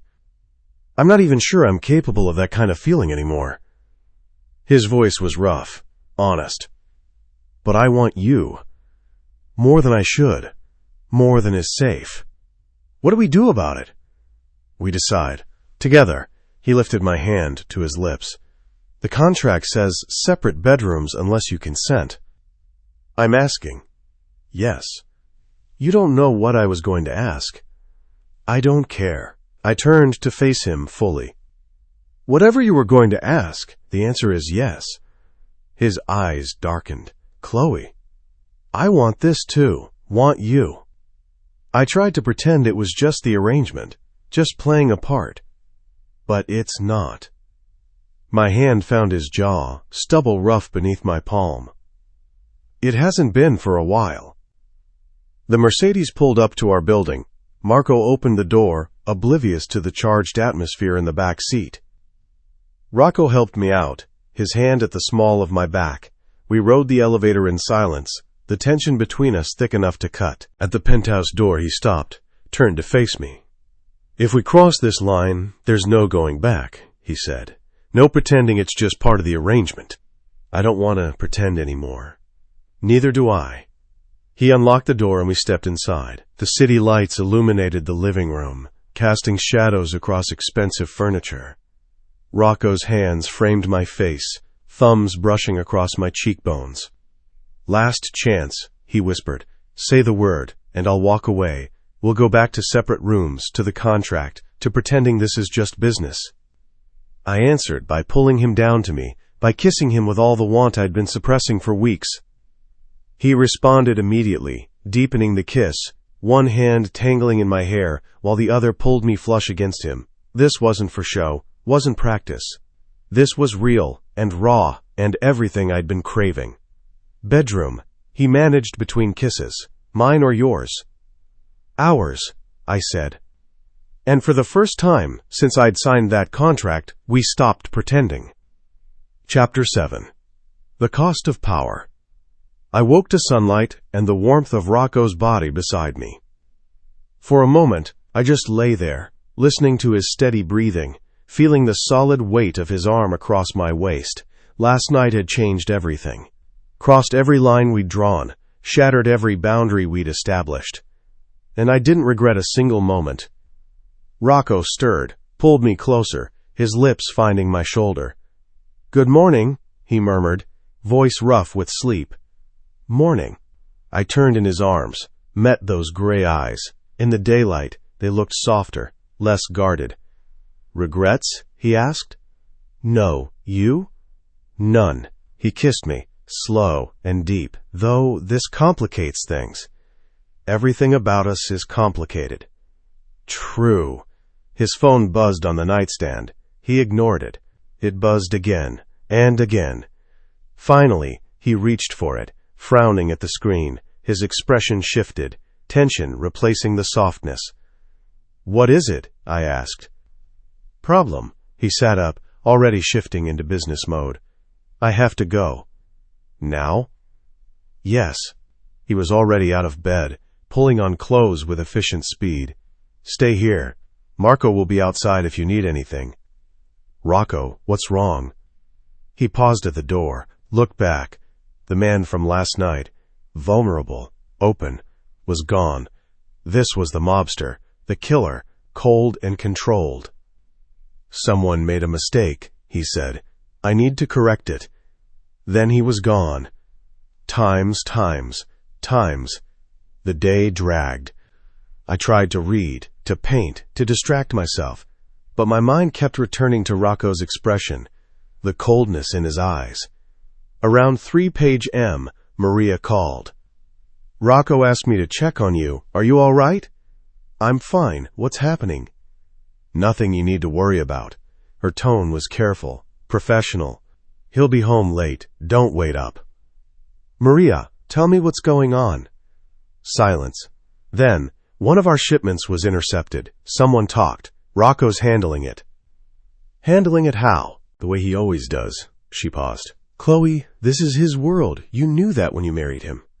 "I know, I just—" "What? Wanted him safe? Wanted him to be the man who'd held me last night, not the one who handled problems with violence?" "He'll come home," Maria said gently. "He always does." She hung up. I paced the penthouse, watching the sun set over the city, trying not to imagine what Rocco was doing, trying not to think about the violence he was capable of. Midnight came and went. 1 a.m., 2. At 2:30, I heard the elevator. I was in the living room, curled on the couch with a book I wasn't reading. Rocco stepped out of the elevator, and my breath caught. Blood on his shirt, split knuckles, a cut above his eyebrow that had been hastily cleaned but still bled slightly. He stopped when he saw me. "You should be asleep." I was worried. I stood, moved toward him. "Are you hurt?" "It's not my blood." He said it so matter-of-factly, like it was normal, expected. I should have been horrified, should have stepped back, demanded answers, reminded myself what he was. Instead, I reached for his hand, examined the split knuckles. "Let me clean this," I said. "Chloe." "Bathroom. Now." Something flickered in his eyes. Relief, maybe, or gratitude that I wasn't running. He followed me to the bathroom. I made him sit on the edge of the tub while I gathered supplies. Antiseptic, bandages, cotton swabs. "You don't have to do this," he said quietly. "I know." I cleaned the cut on his forehead, gentle but thorough. He didn't flinch. "What happened?" "One of my men. He'd been passing information to the Costa family. Tonight's shipment was supposed to be intercepted." "Supposed to be?" "We got there first. Dealt with the problem." He caught my wrist as I moved to his knuckles. "You sure you want to hear this?" "I'm your wife. I should know what my husband does." "Your husband kills people who betray him." His voice was flat, testing. "Your husband just beat a man until he confessed to selling out his family. Then I put a bullet in his head." The words should have made me sick. Should have sent me running. "Did he have a choice?" I asked. "The man who betrayed you, could he have said no?" "Yes. He chose money over loyalty, over family." "Then he knew the consequences." I applied antiseptic to his knuckles. "This world has rules. He broke them." Rocco stared at me. "You're not afraid?" "Of you? No." I met his eyes. "Should I be?" "I don't know." His hand came up to cup my face. "I've done terrible things, Chloe. I'll do more. That's who I am." "I know." I leaned into his touch. "And I'm still here." "Why?" I thought about Tyler, about Derek, about 6 years of being powerless, invisible, broken. "Because you gave me power when everyone else took it away. Because you kept your promises. Because—" I stopped, surprised by the truth. "Because I'm falling in love with you. All of you. Even the dark parts." His breath caught. "Chloe, I'm not asking you to love me back." I know this started as a transaction, but you should know, it's not that for me anymore. It hasn't been for a while. He pulled me against him, held me so tight I could barely breathe. I don't deserve you, he whispered into my hair. Probably not, but you have me anyway. We stood there, holding each other, blood on his clothes and my heart in my throat. Come on, I said finally. Let's get you cleaned up properly. Times. 3 days later, Maria called with an unusual request. Rocco needs you to come to the warehouse on 5th Street. There's a situation. What kind of situation? Just come. Marco will drive you.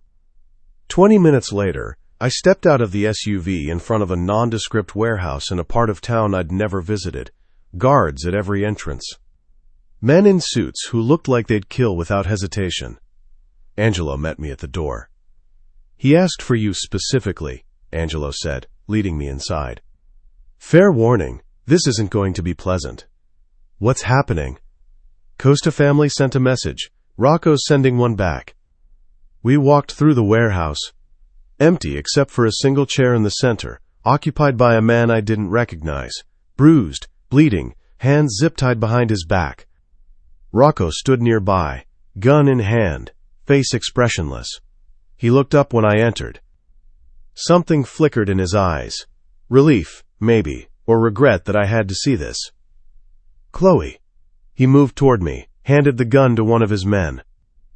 I need to ask you something. Okay. He turned to the man in the chair.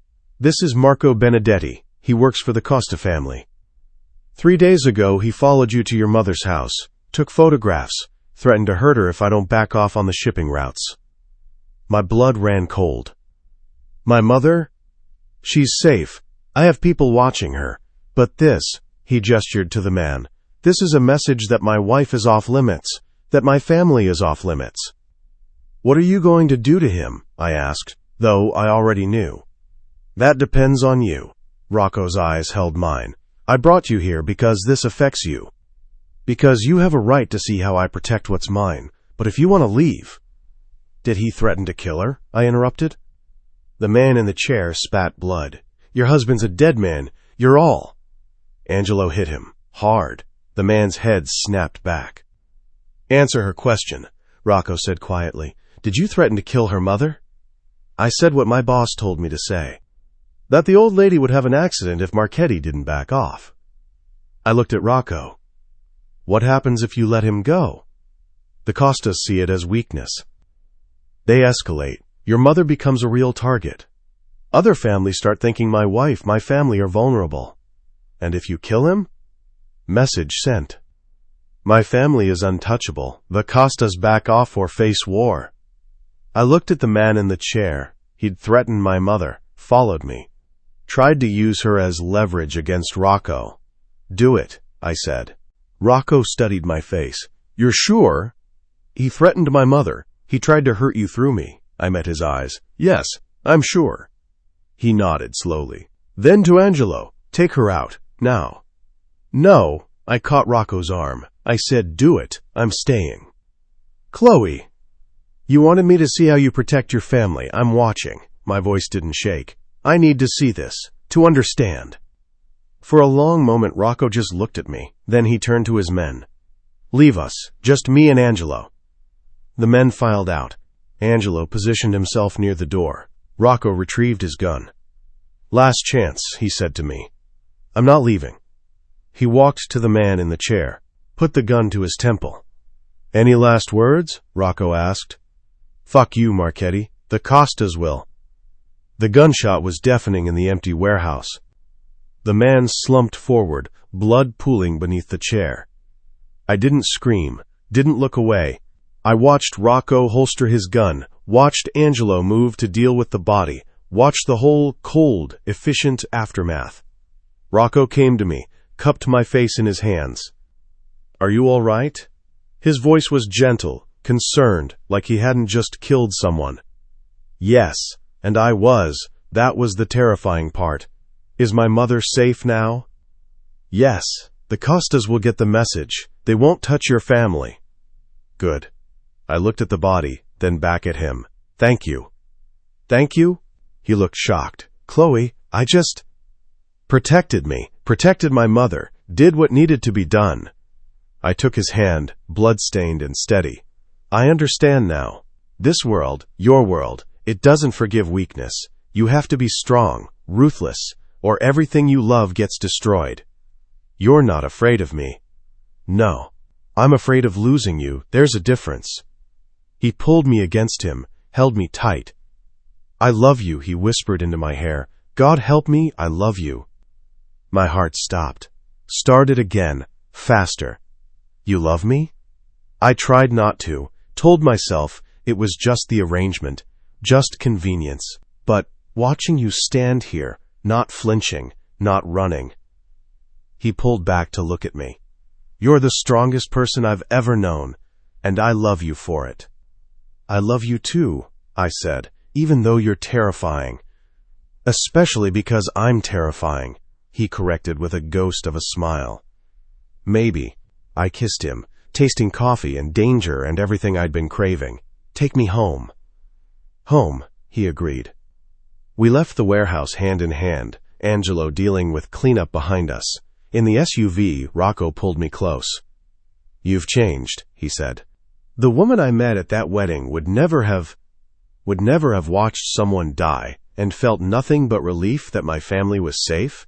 I finished.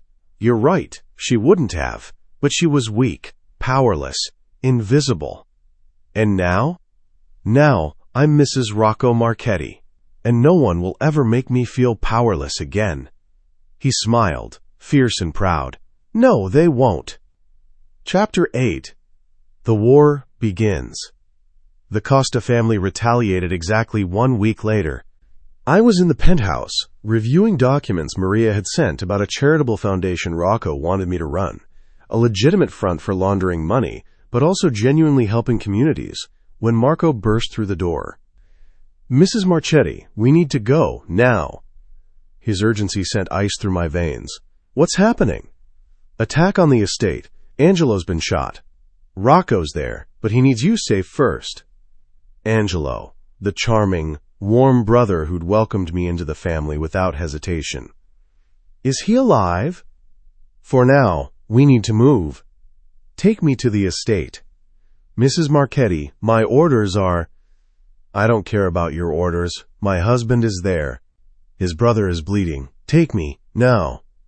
Marco hesitated, then nodded. You stay in the car until I say it's clear. Fine. The drive to the estate took 20 minutes that felt like hours. Marco drove with controlled aggression, weaving through traffic, running red lights, one hand on the wheel and the other on his phone, coordinating with Rocco's security. When we pulled through the gates, I saw the aftermath. Bullet holes in the walls, shattered windows, blood on the driveway, men in suits carrying weapons, securing the perimeter, an ambulance in front of the main entrance. I was out of the car before Marco could stop me, running toward the house. Chloe! Rocco appeared in the doorway, blood on his shirt, gun in hand. Relief and fury warred on his face. What the hell are you doing here? Angelo is alive. Paramedics are with him. He grabbed my shoulders. You were supposed to stay at the penthouse, somewhere safe. I'm not hiding while your family is under attack. I touched his face, felt him trembling beneath the iron control. How bad is it? Bad. 4 Costa soldiers came over the wall. They got to Angelo before we could stop them. Shot him twice, chest and shoulder. His jaw clenched. They wanted to send a message that we're vulnerable, that they can touch my family. And the attackers? Dead. All of them. He pulled me inside. Lucia's in the study. She needs to see you're safe. We found Lucia sitting in a high-backed chair, looking smaller than I'd ever seen her. But her eyes were sharp, fierce. Chloe. She stood, embraced me hard. Foolish girl. You should have stayed away. I'm family, I said simply. Family doesn't hide. She pulled back, studied my face, then nodded. Yes. You are family. She turned to Rocco. The boy? Being transported to the hospital. The bullets missed vital organs, but he lost a lot of blood. And your response? Rocco's expression went cold. Deadly. Total war. The Costas crossed a line. They hurt Angelo, tried to intimidate us. I'm going to destroy them. Good. Lucia sat back down. Do it properly. No mercy. A knock at the door. Maria entered, her usual composure cracked. We have a problem, she said. The Costas sent a video. They're threatening to release it to the media if you retaliate. What video? Rocco demanded. Maria pulled out a tablet, queued up the file. The warehouse. When Chloe was there. My blood turned to ice. They'd filmed it. Filmed me, watching Marco Benedetti die. Filmed me, saying, do it. How? Rocco's voice was lethal. Hidden camera. Benedetti must have been wired. The Costas have been planning this. Rocco took the tablet, watched the footage. His face went blank. When he looked at me, I saw fear there. Real fear. If they release this, Maria said quietly, Chloe becomes an accessory to murder. The FBI will have to investigate. Even with our connections, we can't make this disappear if it goes public. What do they want? I asked. For Rocco to withdraw from the shipping routes. Give them control of the European operations. Essentially, surrender. No, Rocco said immediately. Absolutely not. Rocco, I caught his arm. If they release that video, I go to prison. You won't. I'll make this disappear. How? They have evidence. Clear footage of me ordering a man's death. I forced myself to stay calm. What are our options? We could make a deal, Maria said. Give them part of what they want in exchange for the footage. Which shows weakness, Lucia interjected. Other families will see it as capitulation. We'll lose respect, territory, everything Rocco has built. Or, I said slowly, we take them out completely, remove the threat. Everyone turned to look at me. You're talking about eliminating the entire Costa leadership, Maria said. That's all-out war. They shot Angelo, threatened me, tried to destroy our family. I met Rocco's eyes. Yes, I'm talking about war, total war. We destroy them before they destroy us. Lucia smiled, actually smiled. She has teeth after all. Chloe, Rocco said carefully, you understand what you're suggesting? People will die. Many people. People who tried to hurt my family? I corrected. I'm not the scared girl you met at that wedding anymore, Rocco. They made me a part of this world. Now I'm going to act like it. He studied me for a long moment, then turned to Maria. Call the family. Emergency meeting. We move tonight. Times. The war room was exactly what it sounded like. A secure room in the estate's basement, walls lined with maps, screens showing surveillance feeds, a table surrounded by Rocco's most trusted men, the inner circle, the ones who would carry out whatever he decided. Rocco stood at the head of the table. I sat beside him, the only woman in the room besides Maria. The Costas attacked my brother, Rocco said, his voice carrying absolute authority. They threatened my wife. They think they can blackmail us into submission. He looked around the table. They're wrong. What's the plan? One of the men asked. Simultaneous strikes. We hit their operations, their leadership, their revenue streams. All at once, before they can respond. He pulled up a map of Boston. Marco, you take the shipping warehouse. Vincent, the money laundering operation in Southie. Tony, their gun shipment coming in tomorrow night. He assigned targets with military precision, each man nodding, accepting their role in the coming violence. And the leadership? Maria asked. I handle that personally. Rocco's eyes were cold. Domenico Costa and his son. I want them alive first. I want them to know why they're dying. And the video? Someone asked. Once the Costas are gone, the video disappears. Their leverage dies with them. When? Maria asked. Tomorrow night. We move fast, we move hard, and we don't leave survivors.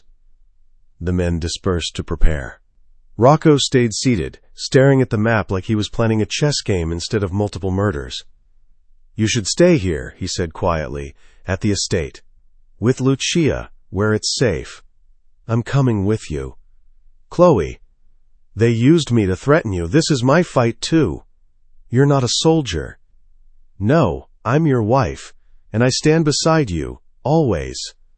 He looked at me, conflict warring in his expression. Finally he nodded. "You stay in the car. No arguments." Deal. Times. The next night, I dressed in black and waited. Rocco kissed me before we left, long and deep, like he was memorizing the taste of me.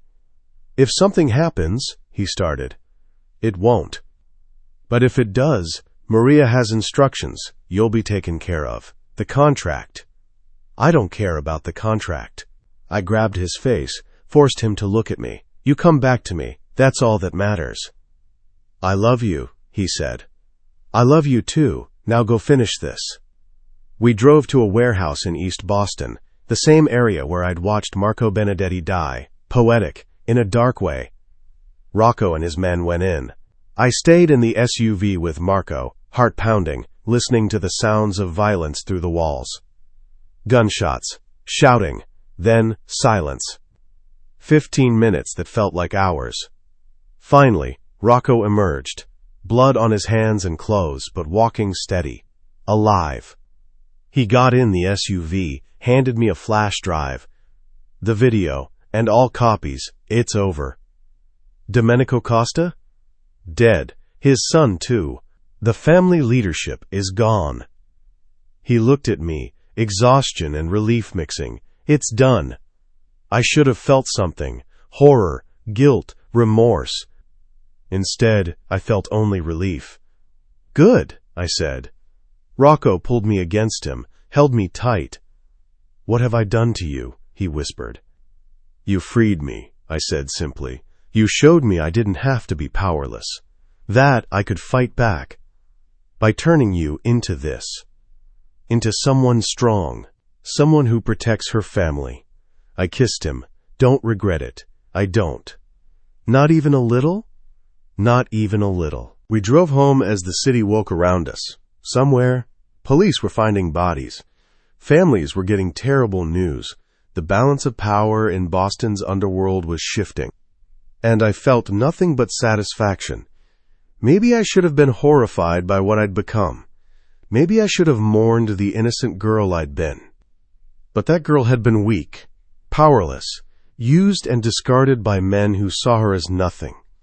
Now I was Mrs. Rocco Marchetti, wife of a monster, queen of a criminal empire, and I'd never felt more alive. Epilogue. 6 months later. The charity gala was exactly the kind of event I used to serve champagne at. Now I stood at the center of the ballroom in a crimson gown that cost more than I used to make in 6 months, diamonds at my throat, a gift from Rocco for our 6-month anniversary, greeting Boston's elite like I'd been born to this world. The Marchetti Foundation's annual fundraiser, ostensibly to support at-risk youth, actually a way to launder money while genuinely helping communities. I'd learned to navigate both realities. "Mrs. Marchetti," Salvatore Romano approached with his wife. "Beautiful event. Your foundation has done remarkable work this year." "Thank you. We've opened 3 community centers, funded scholarships for 50 students, and provided job training programs. All true. All also cover for moving money through the organization. I'm very proud of what we've accomplished." "As you should be," Isabella kissed my cheek. "You're glowing, dear. Marriage agrees with you." "It does," I said, and meant it. Rocco appeared at my side, his hands settling at the small of my back in that possessive way I'd come to crave. "Salvatore, Isabella, thank you for coming." "Wouldn't miss it. Your wife has built something special here." Salvatore's eyes gleamed with approval. "The European routes are performing beyond expectations, by the way. The partnership has been very profitable. Business and pleasure, always intertwined." After they moved on, Rocco leaned close. "You're amazing at this." "I learned from the best." I turned in his arms slightly. "How's Angelo?" "Complaining that Lucia won't let him work yet. The doctors say another month before he's fully recovered." His expression softened. "He asked about you earlier. Wanted to make sure you're taking care of yourself." My hand drifted unconsciously to my stomach. Still flat, but not for much longer. "I'm taking care of both of us," I said quietly. Rocco's eyes widened. "Both. Chloe, are you? 12 weeks. I found out this morning. I was going to tell you tonight, after the gala. For a moment he just stared at me. Then he pulled me close, held me so tight I could barely breathe. A baby, he whispered. We're having a baby. Yes. I pulled back to see his face. Are you happy? Happy doesn't begin to cover it. He kissed me, deep and claiming, right there in the middle of the ballroom. I love you, both of you. I love you too. Someone cleared their throat nearby. Maria, immaculate in black, looking faintly amused. Sorry to interrupt, but we have a situation. Rocco's expression shifted immediately. What kind of situation? Tyler Ashford is here. He wasn't on the guest list, but he talked his way past security. Says he needs to speak with Mrs. Marchetti. The name hit me like ice water. Tyler. I hadn't seen him since the wedding, hadn't thought about him in months. Want me to have him removed? Rocco asked, his voice dangerously quiet. No. I straightened my shoulders. I'll see him, but you're coming with me. Always. Maria led us to a private sitting room off the ballroom. Tyler waited there, looking nothing like the polished lawyer I remembered. His suit was rumpled, dark circles under his eyes. He'd aged years in 6 months. He stood when we entered. Chloe, thank you for seeing me. It's Mrs. Marchetti, Rocco said coldly, and you have 2 minutes. Tyler's eyes flicked between us, landing on my hand in Rocco's, the rings glittering. I wanted to apologize, he said, for everything, what I did to you 6 years ago, how I treated you. I was wrong. Yes, I said simply, you were. My life fell apart after your wedding. The IRS investigation, the firm collapsing, Natalie leaving me. He stopped, swallowed. I know you had something to do with it, you and him. Is that an accusation? Rocco asked, voice soft and lethal. No. Tyler ran a hand through his hair. It's acknowledgement. I destroyed you. You destroyed me back. We're even. We're not even, I said. We'll never be even. But I don't think about you anymore, Tyler. You don't matter. The words clearly stung. Good. I just wanted you to know. I'm sorry. For all of it. He looked at Rocco. Take care of her. She deserves better than what I gave her. I know exactly what she deserves, Rocco said. And she has it. Tyler nodded, defeated. He moved toward the door, then paused. Derek sends his regards, by the way, from whatever hole he's hiding in. Last I heard, he'd left the country. Smart man, Rocco said. Tell him to stay gone. If he ever comes back to Boston, he won't leave alive. Tyler paled. I'll pass that along. Then he was gone. I stood there, watching the door close, and felt nothing. No anger, no satisfaction, no residual pain. Tyler Ashford was just a man I used to know, a ghost from a life I'd left behind. You all right? Rocco asked. Perfect. I turned to him. Can we go home? I'm tired of this party. We're the hosts. We can leave whenever we want. He offered his arm. Let's go home, Mrs. Marchetti. Times. Back at the penthouse, we stood on the terrace overlooking the city. The same view I'd first seen 6 months ago when this had all been new and terrifying. Now it felt like home. Rocco's arms wrapped around me from behind, his hands settling over my stomach. Have you thought about the contract? He asked quietly. The 1-year mark was coming up. Technically, I could walk away, take the $5 million and disappear. Yes, I said. And? I want to renegotiate. He tensed. What terms? Forever, no exit clause, no settlement. I turned in his arms. Just us, for as long as we both live. Relief flooded his face. You're sure? You're giving up the out, the money, the freedom. I found my freedom with you. The money doesn't matter. And I don't want an out. I touched his face. I want this. You, our family, this life we've built. Even knowing what I am, what we do, especially knowing that. I smiled. You showed me I didn't have to be powerless. You gave me strength, purpose, love. I corrupted you, he said, but without regret. No, you freed me. I kissed him. There's a difference. Maria would say I turned you into a monster. Then we're monsters together. I pulled him closer. I regret nothing, Rocco. Not the violence, not the choices, not becoming who I needed to be to survive in your world. Our world, he corrected. It's ours now.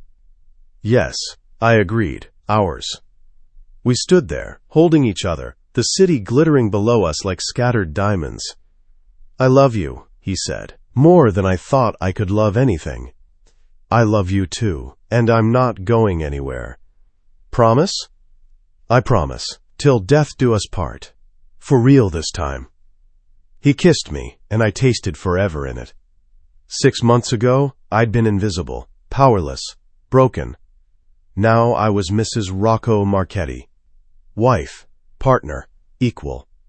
Carrying his child. Running his legitimate operations while understanding the illegal ones. Loved and feared in equal measure. I'd crossed every line I thought I had, watched people die, ordered deaths, embraced violence as a solution. And I'd never been happier. Maybe that made me a monster. Maybe it made me free. Or maybe, probably, it made me both. What are you thinking? Rocco asked. That I used to serve champagne at weddings. Now I run a criminal empire's charitable foundation and sleep with a loaded gun in my nightstand. And I wouldn't change a single thing. He smiled, fierce and proud. That's my girl. Your wife, I corrected. My wife, he agreed. My queen. We stood together on our terrace, looking out at the city we controlled, the empire we'd built on blood and love and ruthless ambition. Somewhere out there, Tyler Ashford was probably drinking himself to sleep, broken and alone. Derek was hiding in whatever foreign country would take him, looking over his shoulder for the rest of his life. The Costa family was destroyed, their empire absorbed into ours.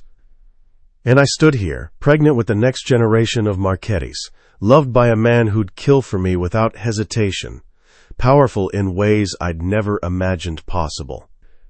They said power corrupts. Maybe they were right. Or maybe I was never as innocent as I thought. Maybe I just needed someone to show me who I really was. And maybe, just maybe, that was the most dangerous kind of love, the kind that reveals you to yourself. The end.